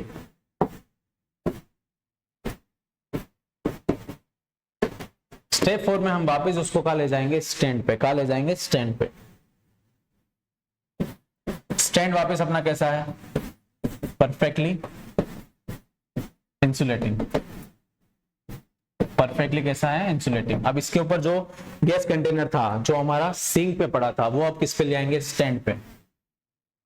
अब वापस हीट का तो ना ही कोई आदान और प्रदान हो रहा है, मतलब क्यू क्या है अपना 0। अब पिस्टन पे वेट रखते जा रहे हैं फास्टली, तो पिस्टन पे जब वेट रख रहे हैं तो वापस गैस कैसी होगी, कंप्रेस्ड। कैसी होगी, कंप्रेस्ड। पर हीट का कोई भी एक्सचेंज नहीं हो रहा है, तो प्रोसेस कैसी होगी अपनी, एडियाबैटिक। और सिस्टम का क्या हो रहा है, कंप्रेशन। गैस का क्या हो रहा है, कंप्रेशन। तो एडियाबैटिक कंप्रेशन मतलब अगेन वर्क डन अपनी इनिशियल पोजीशन पे जा रहा है, तो ये हो गया अपना एडियाबैटिक कंप्रेशन। तो अब वापिस वो अपनी इनिशियल पोजीशन में आ चुका है जिस पोजीशन पे वो था, मतलब अपना जो टेम्परेचर था वो वापस किस पे आ चुका है, सिंक के टेम्परेचर पे। किस पे आ गया है, उसके फाइनल इनिशियल टेम्परेचर पे। किस पे, जो इनिशियल में था उसका सोर्स का टेम्परेचर जो सिस्टम पे मिल रहा था वो वापस T1 था, वापस ये घूम के किस पे आ गया, T1 पे। किस पे आ गया, T1 पे। तो ये प्रोसेस आपकी क्या होगी, एडियाबैटिक कंप्रेशन। और ये क्या होगी आपकी आइसोथर्मल कंप्रेशन। सबसे पहले हमने गैस का क्या किया, वापस सुनिए पूरी प्रोसेस में। सबसे पहले हमने गैस को क्या कराया, एक्सपांड, उसको हीट देके। पर हीट का जो सोर्स था उसका टेम्परेचर क्या था, कांस्टेंट। इस वजह से वो प्रोसेस क्या हुई आपकी आइसोथर्मल प्रोसेस, और उस वजह से गैस का क्या हो रहा था, एक्सपांड। तो एक्सपांशन में आइसोथर्मल एक्सपांशन। और जब हमने उसको स्टैंड पे रख दिया तो उसकी इंटरनल एनर्जी ने वर्क डन किया, मतलब इंटरनल एनर्जी वर्क डन किया, पर हीट का तो कोई भी आदान प्रदान नहीं हुआ। पर हीट का कोई भी आदान प्रदान नहीं हुआ, इसका मतलब वो प्रोसेस आपकी कैसी है, एडियाबैटिक। पर अपना सिस्टम कैसा हो रहा था, एक्सपांड। तो वो प्रोसेस कैसी होगी, एडियाबैटिक एक्सपांशन। अगेन हमने उसको स्टैंड पे रखा, अगेन हमने उसको सिंक पे रखा। तो पहले हीट सोर्स हीट दे रही थी, अब सिंक हीट ले रहा है, और टेम्परेचर तो क्या है उसका कांस्टेंट है। तो प्रोसेस कैसी होगी, आइसोथर्मल प्रोसेस। और वर्क डन अपना कैसा है, नेगेटिव, क्योंकि वॉल्यूम क्या हो रहा था इस केस में, डिक्रीज। कैसा हो रहा था, डिक्रीज। और वापस वो अपनी इनिशियल पोजीशन मतलब इनिशियल टेम्परेचर पे आ गया, पर किस प्रोसेस के थ्रू आया, एडियाबैटिक प्रोसेस के थ्रू। किस प्रोसेस के थ्रू, एडियाबैटिक प्रोसेस के थ्रू। पर वो एडियाबैटिक कैसा था, कंप्रेशन। तो ये चार प्रोसेस मेनली मिलके आपका बनता है कार्नोट हीट इंजन। अब हम बात करते हैं इफिशियंसी के फॉर्मूले की। अब हम बात करेंगे formula of efficiency for an Carnot heat engine. तो सबसे पहले हमको सबके क्या निकालने पड़ेंगे, वर्क डन। क्या निकालने पड़ेंगे, वर्क डन। तो हमने यहाँ पे इन सबको नाम दिए थे ABCOD। तो सबसे पहले मैं बात करूंगा AB प्रोसेस के लिए। किसकी बात करूंगा, AB प्रोसेस के लिए वर्क डन निकालेंगे अपन। तो सबसे पहले अपन AB प्रोसेस के लिए वर्क डन निकालेंगे। तो AB प्रोसेस की बात करे जाओ, 4 है AB प्रोसेस। AB प्रोसेस कैसी प्रोसेस है अपनी, आइसोथर्मल प्रोसेस। कैसी प्रोसेस है, आइसोथर्मल प्रोसेस।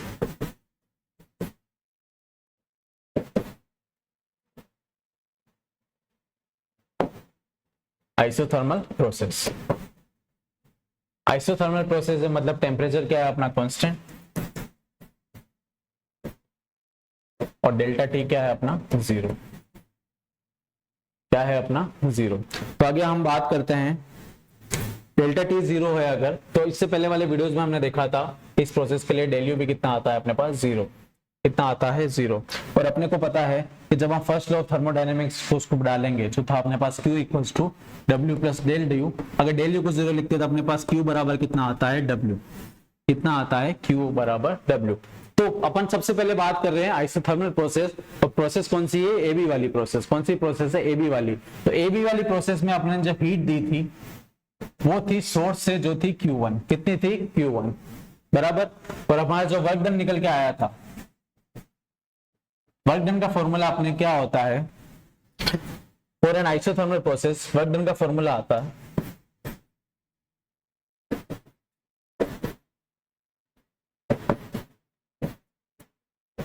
हमारे पास वर्क डन का फॉर्मूला निकल के आता है, जिसको हम क्या बोल सकते हैं, W1। क्या बोल सकते हैं, W1, क्योंकि हमारी प्रोसेस अभी कौन सी है, A से B वाली। A से B में जो भी वर्क डन है उसको हम क्या नाम दे रहे हैं, W1।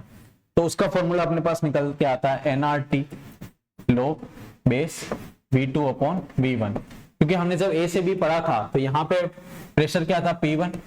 वॉल्यूम था V1, टेम्परेचर था T1, और बी प्रोसेस तक जाने में वो कितना हो गया था P2, V2 और T2। तो यहाँ पे टेम्परेचर भी कौन सा आने वाला है, टेम्परेचर अपना आएगा T1 जो इनिशियल में था, और वॉल्यूम क्या था V2 और V1, वॉल्यूम क्या था V2 और V1। इस प्रोसेस में थोड़ा कंफ्यूजन हो गया, आपका टेम्परेचर यहाँ पे क्या रहने वाला है, कांस्टेंट, क्योंकि ये कैसी प्रोसेस है, आइसोथर्मल प्रोसेस। कैसी प्रोसेस थी, ये थोड़ा करेक्शन हो गया है, और यहाँ पे भी आपका आइसोथर्मल में क्या रहेगा, T3 का T3 ही रहेगा। लिखने में थोड़ी मिस्टेक हो गई, चलिए बात करते हैं आगे। तो इस पूरी प्रोसेस के दौरान अपना टेम्परेचर क्या रहा था, कांस्टेंट। क्या रहा था, कांस्टेंट, क्योंकि अपना जो सोर्स था वो कैसा है, इनफाइनाइट सोर्स वाला, तो उसका टेम्परेचर क्या रहने वाला है, कांस्टेंट। क्या रहने वाला है, कांस्टेंट। तो इस प्रोसेस में प्रेशर अपना चेंज होगा और वॉल्यूम क्या होगा, चेंज। टेम्परेचर अपना क्या रहने वाला है, कांस्टेंट। तो W1 कितना आएगा अपने पास, nRT1 log E, final volume कितना अपना V2, और ये कितना है, इनिशियल V1। पर अपने को पता है कि आइसोथर्मल प्रोसेस के लिए Q और W की वैल्यू क्या रहती है, सेम। तो यही अपना क्या है, Q1। क्या है, Q1। तो यही क्या है अपना Q1। इसको मैं नाम दे देता हूं इक्वेशन फर्स्ट। इसको क्या नाम दे दिया मैंने, इक्वेशन फर्स्ट। अब हम बात करेंगे for process A B C, for process BC. BC कैसी प्रोसेस थी अपनी, एडियाबेटिक प्रोसेस। कैसी थी, एडियाबेटिक प्रोसेस। अब एडियाबेटिक प्रोसेस के लिए Q अपना कितना होता है, 0। और एडियाबेटिक प्रोसेस Q अपना कितना होता है, 0। और इसका वर्क डन का फॉर्मूला होता है अपने पास nR T2 minus T1, nR T2 minus T1 upon 1 minus gamma. कितना होता है, 1 माइनस गामा। ये किसका फॉर्मूला होता है, आपका वर्क डन का formula for an adiabatic process. अब यहाँ पे जो प्रोसेस हुई है कौन सी हुई है, बी से सी वाली। कौन सी हुई है, बी से सी वाली, जहां पे बी पे कौन कौन सी कंडीशन थी, प्रेशर था आपका P2, वॉल्यूम था आपका V2 और टेम्परेचर था आपका T1।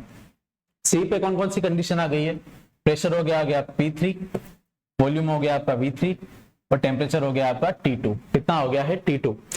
तो आपका जो फाइनल टेम्परेचर था वो हो गया T2 और इनिशियल टेम्परेचर था वो आपका कितना हो गया, T1। और आपका n क्या है, नंबर ऑफ मोल्स, r क्या है, गैस कांस्टेंट, और ये क्या है, 1 माइनस गामा। तो इस प्रोसेस के दौरान जो वर्क डन हुआ है उसको मैं नाम दे देता हूं W2। कितना दे देता हूं, W2। और अपने को पता है कि Q कितना आने वाला है, 0। कितना आने वाला है, 0। तो ये पूरी जो साइक्लिक प्रोसेस है, तो इसका पूरा Q तो हमेशा कितना आएगा, 0। कितना आएगा, 0। जब भी हम किसी साइक्लिक प्रोसेस की बात करते हैं तो उसका नेट जो हीट है और पीवी ग्राफ वो हमेशा कितनी आती है, 0। ये आपको आगे प्रूफ हो जाएगा। तो इस प्रोसेस के लिए Q कितना होता है, 0। और इससे पहले वाली प्रोसेस के लिए Q1 और W1 की वैल्यू क्या है, सेम। तो Q2 अपना कितना है, 0 इस प्रोसेस के लिए, और अपना W2 कितना है, nR T2 minus T1 upon 1 minus gamma. Next process हम बात करते हैं for process CD, for process, इसको मैं नाम देता हूं इक्वेशन 2, फॉर प्रोसेस CD। अब CD प्रोसेस क्या थी आपकी, आइसोथर्मल प्रोसेस थी। कैसी थी, आइसोथर्मल प्रोसेस। CD कैसी थी आपका, आइसोथर्मल प्रोसेस। ये C और ये आपका क्या हो गया, D। यहाँ पे कंडीशन क्या क्या थी आपकी, प्रेशर था P3, वॉल्यूम था आपका V3, टेम्परेचर था आपका T2। और इस पूरे आइसोथर्मल प्रोसेस के लिए आपका टेम्परेचर क्या रहने वाला है, कांस्टेंट। क्या रहने वाला है, कांस्टेंट, मतलब टेम्परेचर में कोई भी चेंज नहीं होगा। तो प्रेशर आपका हो जाएगा P4, वॉल्यूम आपका हो जाएगा V4 और टेम्परेचर आपका क्या रहेगा, T2 का T2 ही। तो वर्क डन की बात करें तो वर्क डन यहाँ पे क्या होगा, मैं इसको नाम दे देता हूँ इस प्रोसेस के लिए W3। कितना दे देता हूँ, W3। और अपने को पता है कि आइसोथर्मल प्रोसेस के लिए वर्क डन का फॉर्मूला और क्यूब हीट का फॉर्मूला क्या रहने वाला है, सेम। तो इस प्रोसेस के लिए जो थर्ड प्रोसेस है इसका वर्क डन का फॉर्मूला W3 दे दिया और हीट का फॉर्मूला क्या दे दिया, Q3। क्या दे दिया, Q3। अब हम बात करते हैं वर्क डन निकाल लेते हैं तो Q3 ऑटोमेटिक ही आ जाएगा। तो मैं अगर वर्क डन के फॉर्मूले की बात करूं तो अपने पास आइसोथर्मल के लिए जो वर्क डन होता है वो होता है अपने पास nR log nR, T कितना है अपना यहाँ पे T2 log, फाइनल वॉल्यूम अपना कितना है V4 और इनिशियल वॉल्यूम अपना कितना है V3। तो ये अपने पास फॉर्मूला आता है और यही फॉर्मूला आपका किसका हो जाता है, सेम Q3 का। किसका हो जाता है, Q3 का।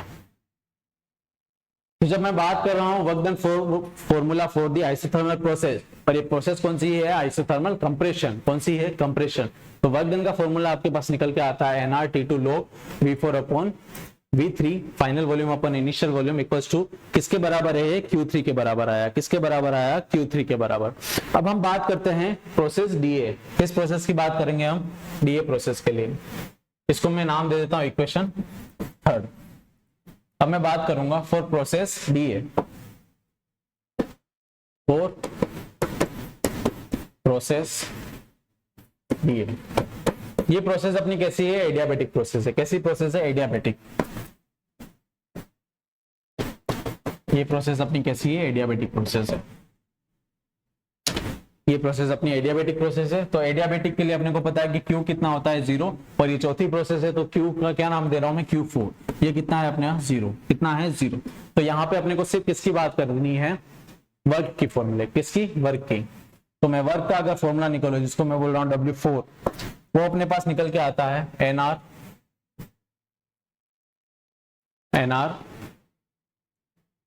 फाइनल टेम्परेचर अपना यहाँ पे कितना है, जब मैं अगर D से A की बात करूं, D से A की बात करूं, तो यहाँ पे कंडीशन है अपनी P4, V4 और T2।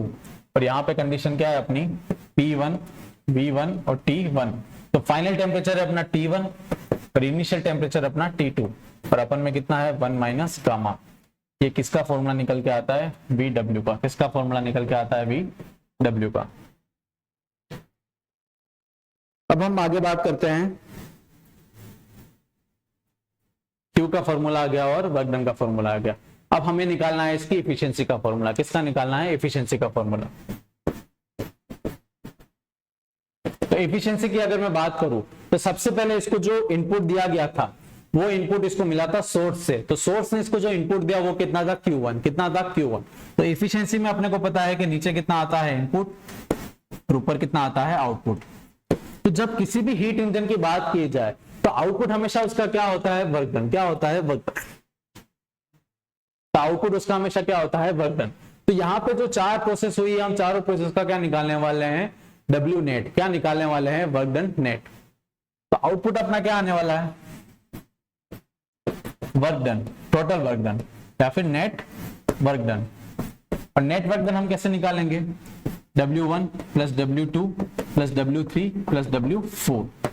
और इनपुट अपना क्या था, जो हीट सोर्स अपने दिया है, जो किसके बराबर था, Q1 के बराबर। और हमें पता है कि Q1 वाली जो प्रोसेस थी वो कौन सी थी, आइसोथर्मल प्रोसेस। और आइसोथर्मल प्रोसेस के लिए Q1 बराबर कितना होता है अपने पास, W1। कितना होता है, W1। तो अपना जो फॉर्मूला बनेगा एफिशिएंसी का, वो क्या निकल के आएगा, आउटपुट कितना हो गया अपने पास, W1 plus W2 plus W3 plus W4 upon में क्या आ गया आपका, W1। अब इसी के अंदर अपने को वैल्यू पुट करनी है और अपने को किसका आंसर निकालना है, एफिशिएंसी का। किसका आंसर निकालना है, एफिशिएंसी का। अब हम बात करते हैं W नेट की। तो W नेट अपने पास क्या था, W1 plus W2 plus W3 plus W4। जब मैं इसके अंदर सबकी वैल्यू पुट करता हूं W नेट की, तो W1 अपने पास कितना आता है,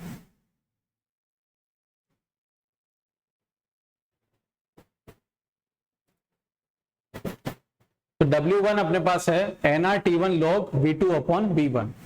nR W1 अपने पास कितना निकल के आता है, nRT1 log V2 upon V1। अब अपन बात करते हैं W2 की। किसकी बात करते हैं, W2 की। तो जब मैं W2 की बात करूं, वो अपने पास निकल के आता है nR T2 minus T1 nR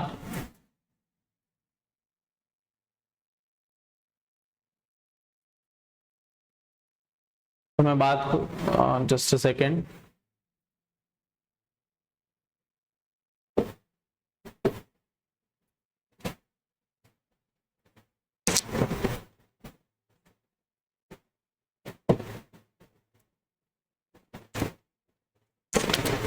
तो मैं बात करूं अगर W2 की, तो वो अपने पास था nR T2 minus T1 upon 1 minus gamma. जब मैं बात करूं W3 की, तो W3 अपने पास निकल के आता है nR T2 log V4 upon V3। तो W नेट की बात करते हैं, वापस लिखना पड़ेगा। W1 था अपने पास NR T1 log V2 upon V1। अगर मैं बात करूं W2 की तो वो था NR T2 minus T1 upon 1 minus gamma. अगर मैं बात करूं W2 की तो वो था अपने पास NR T2 log V4 upon V3। अगर मैं बात करूं W4 की जो अपने पास आया था NR T1 minus T2 upon 1 minus gamma. तो ये अपने पास आता है W नेट। अगर मैं देखूं तो अपना जो W1 था और ये W3 था, तो ये दोनों एक जैसे दिख रहे, तो मैं इनको एक साइड ले लेता हूं। तो NR T1 log V2 upon V1 plus NR T2 log V4 upon V3, और ये दोनों एक जैसे दिख रहे हैं W2 और W4, इनको एक साइड ले लेते हैं। तो NR T2 minus T1 upon में आपका क्या है 1 माइनस गामा, और इसको मैं ले लेता हूं NR T1 minus T2 upon 1 minus gamma. तो अगर मैं इन दोनों इक्वेशन को देखूं तो यहाँ पे आपका क्या है T2 माइनस T1 और यहाँ पे आपका क्या है T1 माइनस T2। अगर मैं इसमें से माइनस को कॉमन ले लेता हूं, अगर इस इक्वेशन से मैं माइनस को क्या ले लेता हूं कॉमन, तो ये क्या हो जाएगा T2 माइनस T1, क्या हो जाएगा T2 माइनस T1, और बाहर की तरफ क्या आ जाएगा एक माइनस। मैंने माइनस को क्या ले लिया यहां से कॉमन, तो बाहर की तरफ एक क्या आ गया माइनस, और अंदर क्या हो गया T2 माइनस T1, क्या हो गया T2 माइनस T1, अंदर की तरफ क्या हो गया T2 माइनस T1। अब ये दोनों इक्वेशन कैसी है सेम टू सेम, कैसी है सेम टू सेम, ये पॉजिटिव और ये क्या है नेगेटिव। तो इस वाले वर्कडन से पूरा ये वाला वर्कडन क्या हो जाएगा कैंसिल आउट, क्या हो जाएगा कैंसिल आउट। मतलब अपने पास सिर्फ दो ही वर्कडन बचे हैं, जिसकी वैल्यू क्या आती है NR T1 log V2 upon V1 plus NR T2 log V4 upon V3। अब हम आगे बात करते हैं एफिशिएंसी की, किसकी एफिशिएंसी की। एफिशिएंसी का फॉर्मूला अपने पास क्या था F net W net upon input, जो कितना था Q1, और जो Q1 किसके बराबर था अपना W1 के बराबर। तो इनकी वैल्यू अपन पुट करते हैं। W नेट की वैल्यू अपने पास यही है NR T1 log V2 upon V1 plus NR T2 log V4 upon V3, और इसके अंदर आपका आ गया W1 जो कि क्या है ये वाली process NR T1 log V2 upon V1। तो मैं आगे बात करूं, ये पूरी सेम वैल्यू और ये भी क्या है सेम वैल्यू, तो इस पूरी सेम नीचे डिवाइड वाली जो वैल्यू इसको ऊपर वाली वैल्यू से क्या करने वाला हूं डिवाइड, क्या करने वाला हूं डिवाइड। तो ये और ये वाली क्या हो जाएगी आपस में कट जाएगी, तो ये बचा 1 plus NR T2 log V4 upon V3, और इसके अपन में क्या आ गया NR T1 log V2 upon V1। तो NR से NR अपना कट गया, तो अपने पास क्या बचा 1 plus T2 upon T1 log V4 upon V3 upon log V2 upon V1। तो आपकी ये कुछ स्टेप आती है एफिशिएंसी के फॉर्मूले के लिए। अब हम एक रिलेशन निकालने वाले हैं V4 V3 और V2 और V1 में। ये अपना आएगा उस रिलेशन से जो हमने इसके बेसिक लेक्चर्स में पढ़ा था। सबसे पहली प्रोसेस थी अपनी आइसोथर्मल प्रोसेस। कैसी प्रोसेस थी आइसोथर्मल प्रोसेस। अब आइसोथर्मल प्रोसेस के लिए अपने को पता है कि टेम्परेचर क्या है कांस्टेंट, तो उसको क्या होता है PV इक्वल्स टू nRT में जब रखेंगे तो ये पूरा टर्म क्या हो गया कांस्टेंट। तो अगर मैं इसको लिखना चाहूं तो क्या मैं इसको ऐसा लिख सकता हूं P1 V1 equals to P2 V2, जो हम इससे पहले वाले लेक्चर में देख चुके हैं। इसका मैं नाम दे देता हूं इक्वेशन फर्स्ट। सेकेंड इक्वेशन है अपनी एडियाबैटिक प्रोसेस। जिस प्रोसेस के अंदर अपना इक्वेशन निकल के आती है वो थी PV की गामा इक्वल्स टू कांस्टेंट। तो क्या मैं इसको भी ऐसा लिख सकता हूं, इनिशियल में कंडीशन थी P2 V2 गामा, क्योंकि ये प्रोसेस कौन सी आपकी BC वाली और ये प्रोसेस कौन सी आपकी AB वाली। तो B के टाइम अपना जो प्रोसेस था उसमें कंडीशंस क्या क्या थी B और C। यहाँ पे था आपका P2 V2 और टेम्परेचर T1, यहाँ पे था आपका P3 V3 और टेम्परेचर T2। तो इसकी बात करें तो P2V2 इक्वल्स टू में क्या आएगा आपका P3V3 की पावर गामा। इसको मैं नाम दे रहा हूं इक्वेशन सेकंड। क्या नाम दे रहा हूं? Equation second. अब नेक्स्ट बात करते हैं। नेक्स्ट प्रोसेस थी आपकी, अगेन आपकी थी आइसोथर्मल कंप्रेशन, जो थी आपकी C से D। जिस प्रोसेस में आप C से D आ रहे थे तो यहां पे आपकी कंडीशन थी P3V3 और T2। आइसोथर्मल है तो टेम्परेचर T2 ही था और यहाँ पे कंडीशन चेंज हो गई थी P4V4 और T2। तो बात करें तो आइसोथर्मल की, तो आइसोथर्मल में अपने को पता है कि इनिशियल इक्वल्स टू क्या होता है? फाइनल। तो इनिशियल में कंडीशंस क्या थी? P और V की, P3V3, और फाइनल में कंडीशन कितनी है? P4V4। तो इसको मैं इक्वेशन क्या नाम देता हूं? Equation third. ये सब हम क्यों कर रहे हैं? क्योंकि हमें एक रिलेशन चाहिए V2, V1 और V4 और V3 में, ताकि ये आपस में कट जाए और अपने पास एक फॉर्मूला आ जाए एफिशिएंसी का।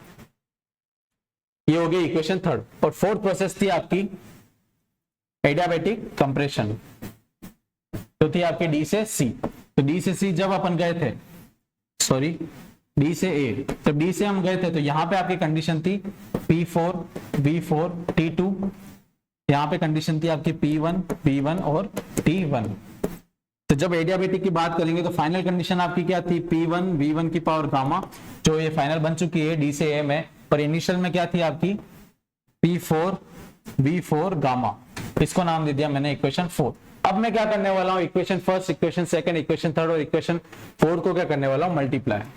इक्वेशन फर्स्ट RHS वालों को एक साथ और LHS वालों को एक साथ मल्टीप्लाई करने वाला हूँ। Multiply equation second, multiply equation third, multiply equation fourth. तो पहली इक्वेशन अपने पास क्या निकल के आई थी? P1V1, और इसका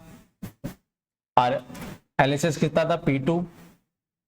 सबसे पहले सब LHS मल्टीप्लाई करेंगे, फिर अपन क्या करेंगे? RHS को मल्टीप्लाई। तो सबसे पहला था अपने पास P1V1 multiply P2V2 gamma multiply P3V3 multiply P1V1 gamma equals to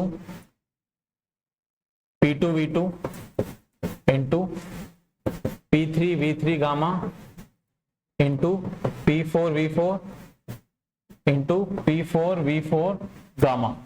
अब इन सबको आपस में अपन ने क्या कर दिया? मल्टीप्लाई। क्या कर दिया? मल्टीप्लाई। आपस में मल्टीप्लाई करने के बाद हम वॉल्यूम वाली टर्म्स जितनी भी है, क्योंकि प्रेशर वाली टर्म्स तो सारी क्या हो जाएगी? कट जाएगी।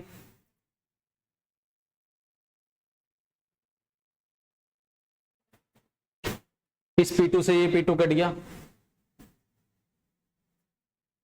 इस P3 से ये P3 कट गया। अपने पास क्या बचा? P1V1 into V2 gamma into P1V1 gamma equals to V2V3 gamma P4V4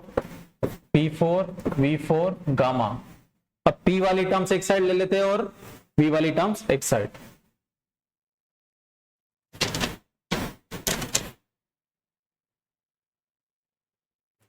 अगर इन प्रोसेस को हम वापस देखें तो यहाँ पे क्या है? P1V1 इक्वल्स टू P2V2 बराबर, जब हमने इसकी बात की थी तो P2V2 गामा बराबर P3V3, P3V3 बराबर P4V4, और यहाँ पे हमने बात की थी तो P1V1 की power gamma equals to P4V4। ये यहाँ पे प्रोसेस में पहले ये फाइनल कंडीशन आनी चाहिए। हमने इनिशियल कंडीशन, यहाँ पे आएगा आपका P4V4 की power gamma equals to P1V1 की पावर गामा, और यहाँ पे भी आपकी कंडीशन आएगी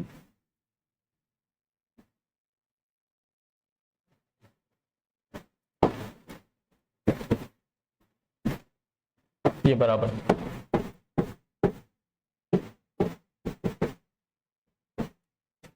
यहाँ पे आइसोथर्मल में आपकी प्रोसेस आएगी, इनिशियल कंडीशन आपकी क्या थी? P3V3 बराबर P4V4। नाउ हम जब मल्टीप्लाई करेंगे इन सारी इक्वेशंस को, जब हम इन सारी इक्वेशंस को मल्टीप्लाई करेंगे तो अपने पास आएगा P1 V1, जब इसका सेकंड से मल्टीप्लाई करेंगे तो P2 V2 गामा, जब इसका मल्टीप्लाई करेंगे P3 V3 और इसका मल्टीप्लाई करेंगे P4 V4 की पावर गामा। और जब हम LHS वाले मल्टीप्लाई करेंगे तो अपने पास आएगा P2 V2 into P3 V3 gamma into P4 V3 into P1 V1 की पावर गामा। तो यहाँ पे P1 है इस साइड और यहाँ पे भी क्या है आपका P1, ये आपस में कट गया P2 और आपस में P2 कट गया, P3 और P3 कट गया और P4 और P4 कट गया। आपके पास से V वाली टर्म्स बचती जो है V1 V2 की पावर गामा, V3 और V4 की पावर गामा, और इक्वल्स टू में आपके पास बचता है V2 V3 की पावर गामा, V3 और V1 की पावर गामा। तो मैं गामा वाली टर्म्स जितनी भी है वो एक साइड ले रहा हूं क्योंकि V1 है यहाँ पे और V2 है और V4 है। यहाँ पे आपके पास V3 है तो V3 से V3, तो आपके पास यहाँ पे V3 है। जब हम इन सबको कंबाइन करते हैं तो अपने पास इक्वेशन आती है V2 gamma -1 V4 gamma -1 equals to में V3 गामा -1 और एक आती है आपके पास V1 गामा -1। तो ये इक्वेशन आपके पास यहाँ पे आती है। और जब इसको आप सोल्व करेंगे, जब गामा -1 को आप कॉमन निकालेंगे तो V2 V4 gamma -1 equals to V3 V1 gamma -1। तो गामा -1 से गामा -1 क्या हो जाएगा, कट जाएगा। तो अपने पास क्या बचेगा, V2 V4 बराबर V3 V1। अपने को किसकी वैल्यू चाहिए, V2 अपॉन V1 की। तो V2 अपॉन V1 बराबर अपने पास कितना आता है, V3 अपॉन V4। ये इक्वेशन अपने पास रिलेशन आता है V2 और V1 का। तो जब मैं उस इक्वेशन को लाता हूं एफिशिएंसी के फॉर्मूले, इसको मैं कॉपी कर लेता हूं।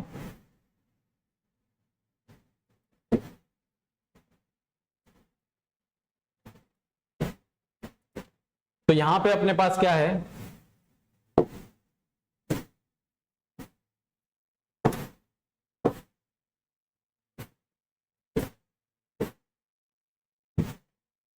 तो यहां पे अपने पास क्या है V4 upon V3, V4 upon V3 पर अपने पास किसकी वैल्यू है, V3 अपॉन V4 की। तो लॉग की एक प्रॉपर्टी होती है, जब भी हमको लॉग की वैल्यूज को इन्वर्ट करना होता है तो बाहर की तरफ क्या आ जाता है, माइनस। क्या आ जाता है, माइनस। तो मैं इसको ऐसा लिख सकता हूं 1 माइनस T2 अपॉन T1 और लॉग को मैंने क्या कर दिया, इन्वर्ट, मतलब V3 upon V4। V4 upon V3 को क्या बना दिया मैंने, V3 अपॉन V4। और यहाँ पे क्या आ गया आपका लॉग V2 अपॉन V1। हमें पता है कि V3 अपॉन V4 उस रिलेशन से क्या आया था, V2 अपॉन V1। तो V3 अपॉन V4 को अपन क्या लिख सकते हैं, 1 माइनस T2 अपॉन T1 लो V2 अपॉन V1। और अपन में भी क्या चल रहा है आपका लॉग V2 अपॉन V1। तो इस वाले टर्म से ये वाली टर्म सेम है तो ये आपस में क्या हो जाती है, कट जाती है। तो अपने पास क्या आता है एफिशिएंसी का formula 1 minus T2 upon T1।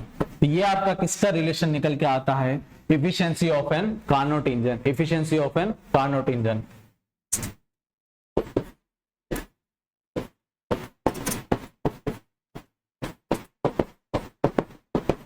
efficiency of an Carnot engine।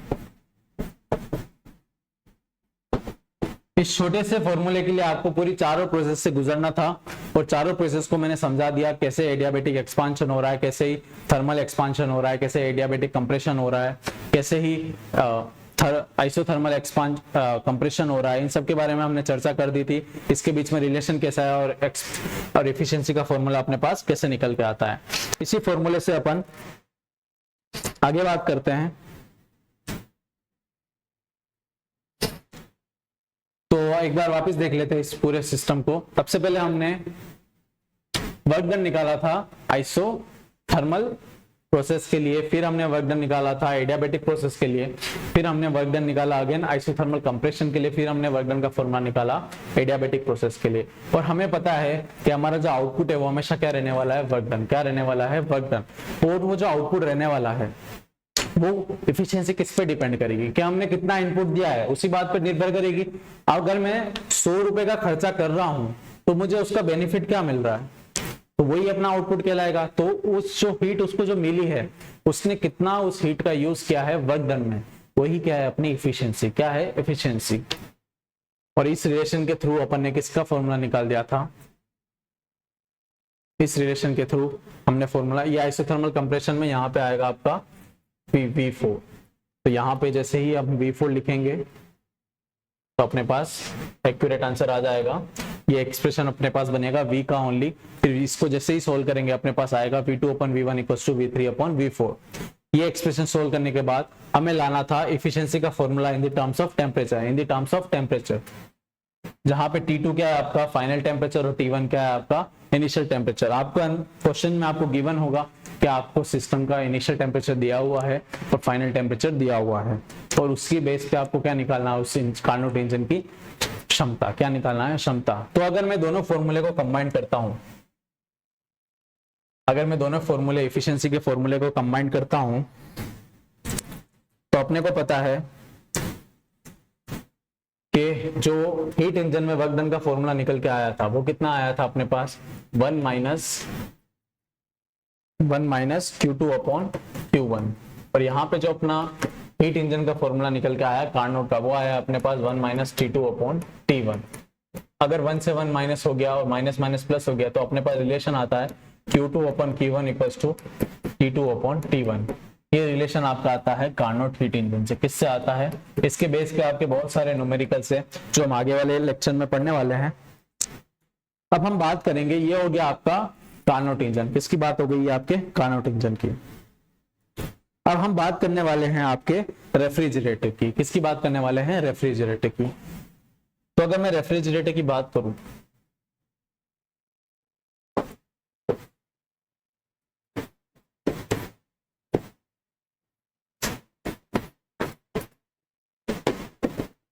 अगर मैं रेफ्रिजरेटर की बात करूं तो रेफ्रिजरेटर आपका काम करता है इसके जस्ट, इस कार्नोट इंजन के जस्ट रिवर्स प्रोसेस के थ्रू। किसके थ्रू, इस कार्नोट इंजन के जस्ट रिवर्स प्रोसेस के through.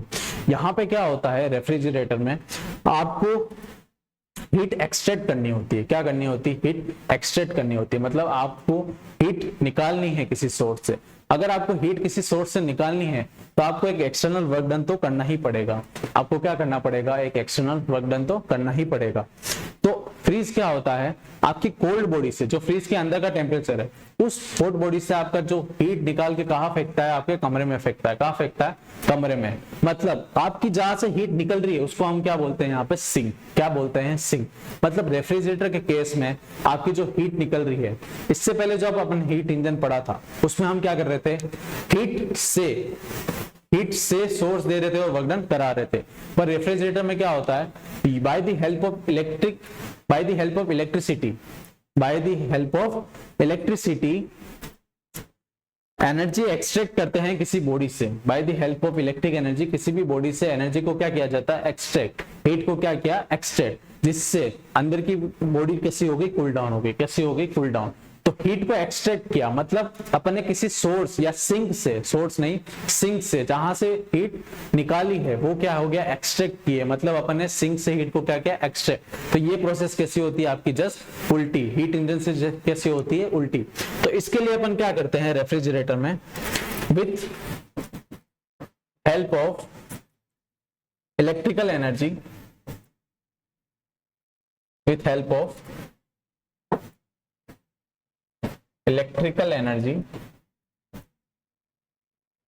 with help of electric energy we extract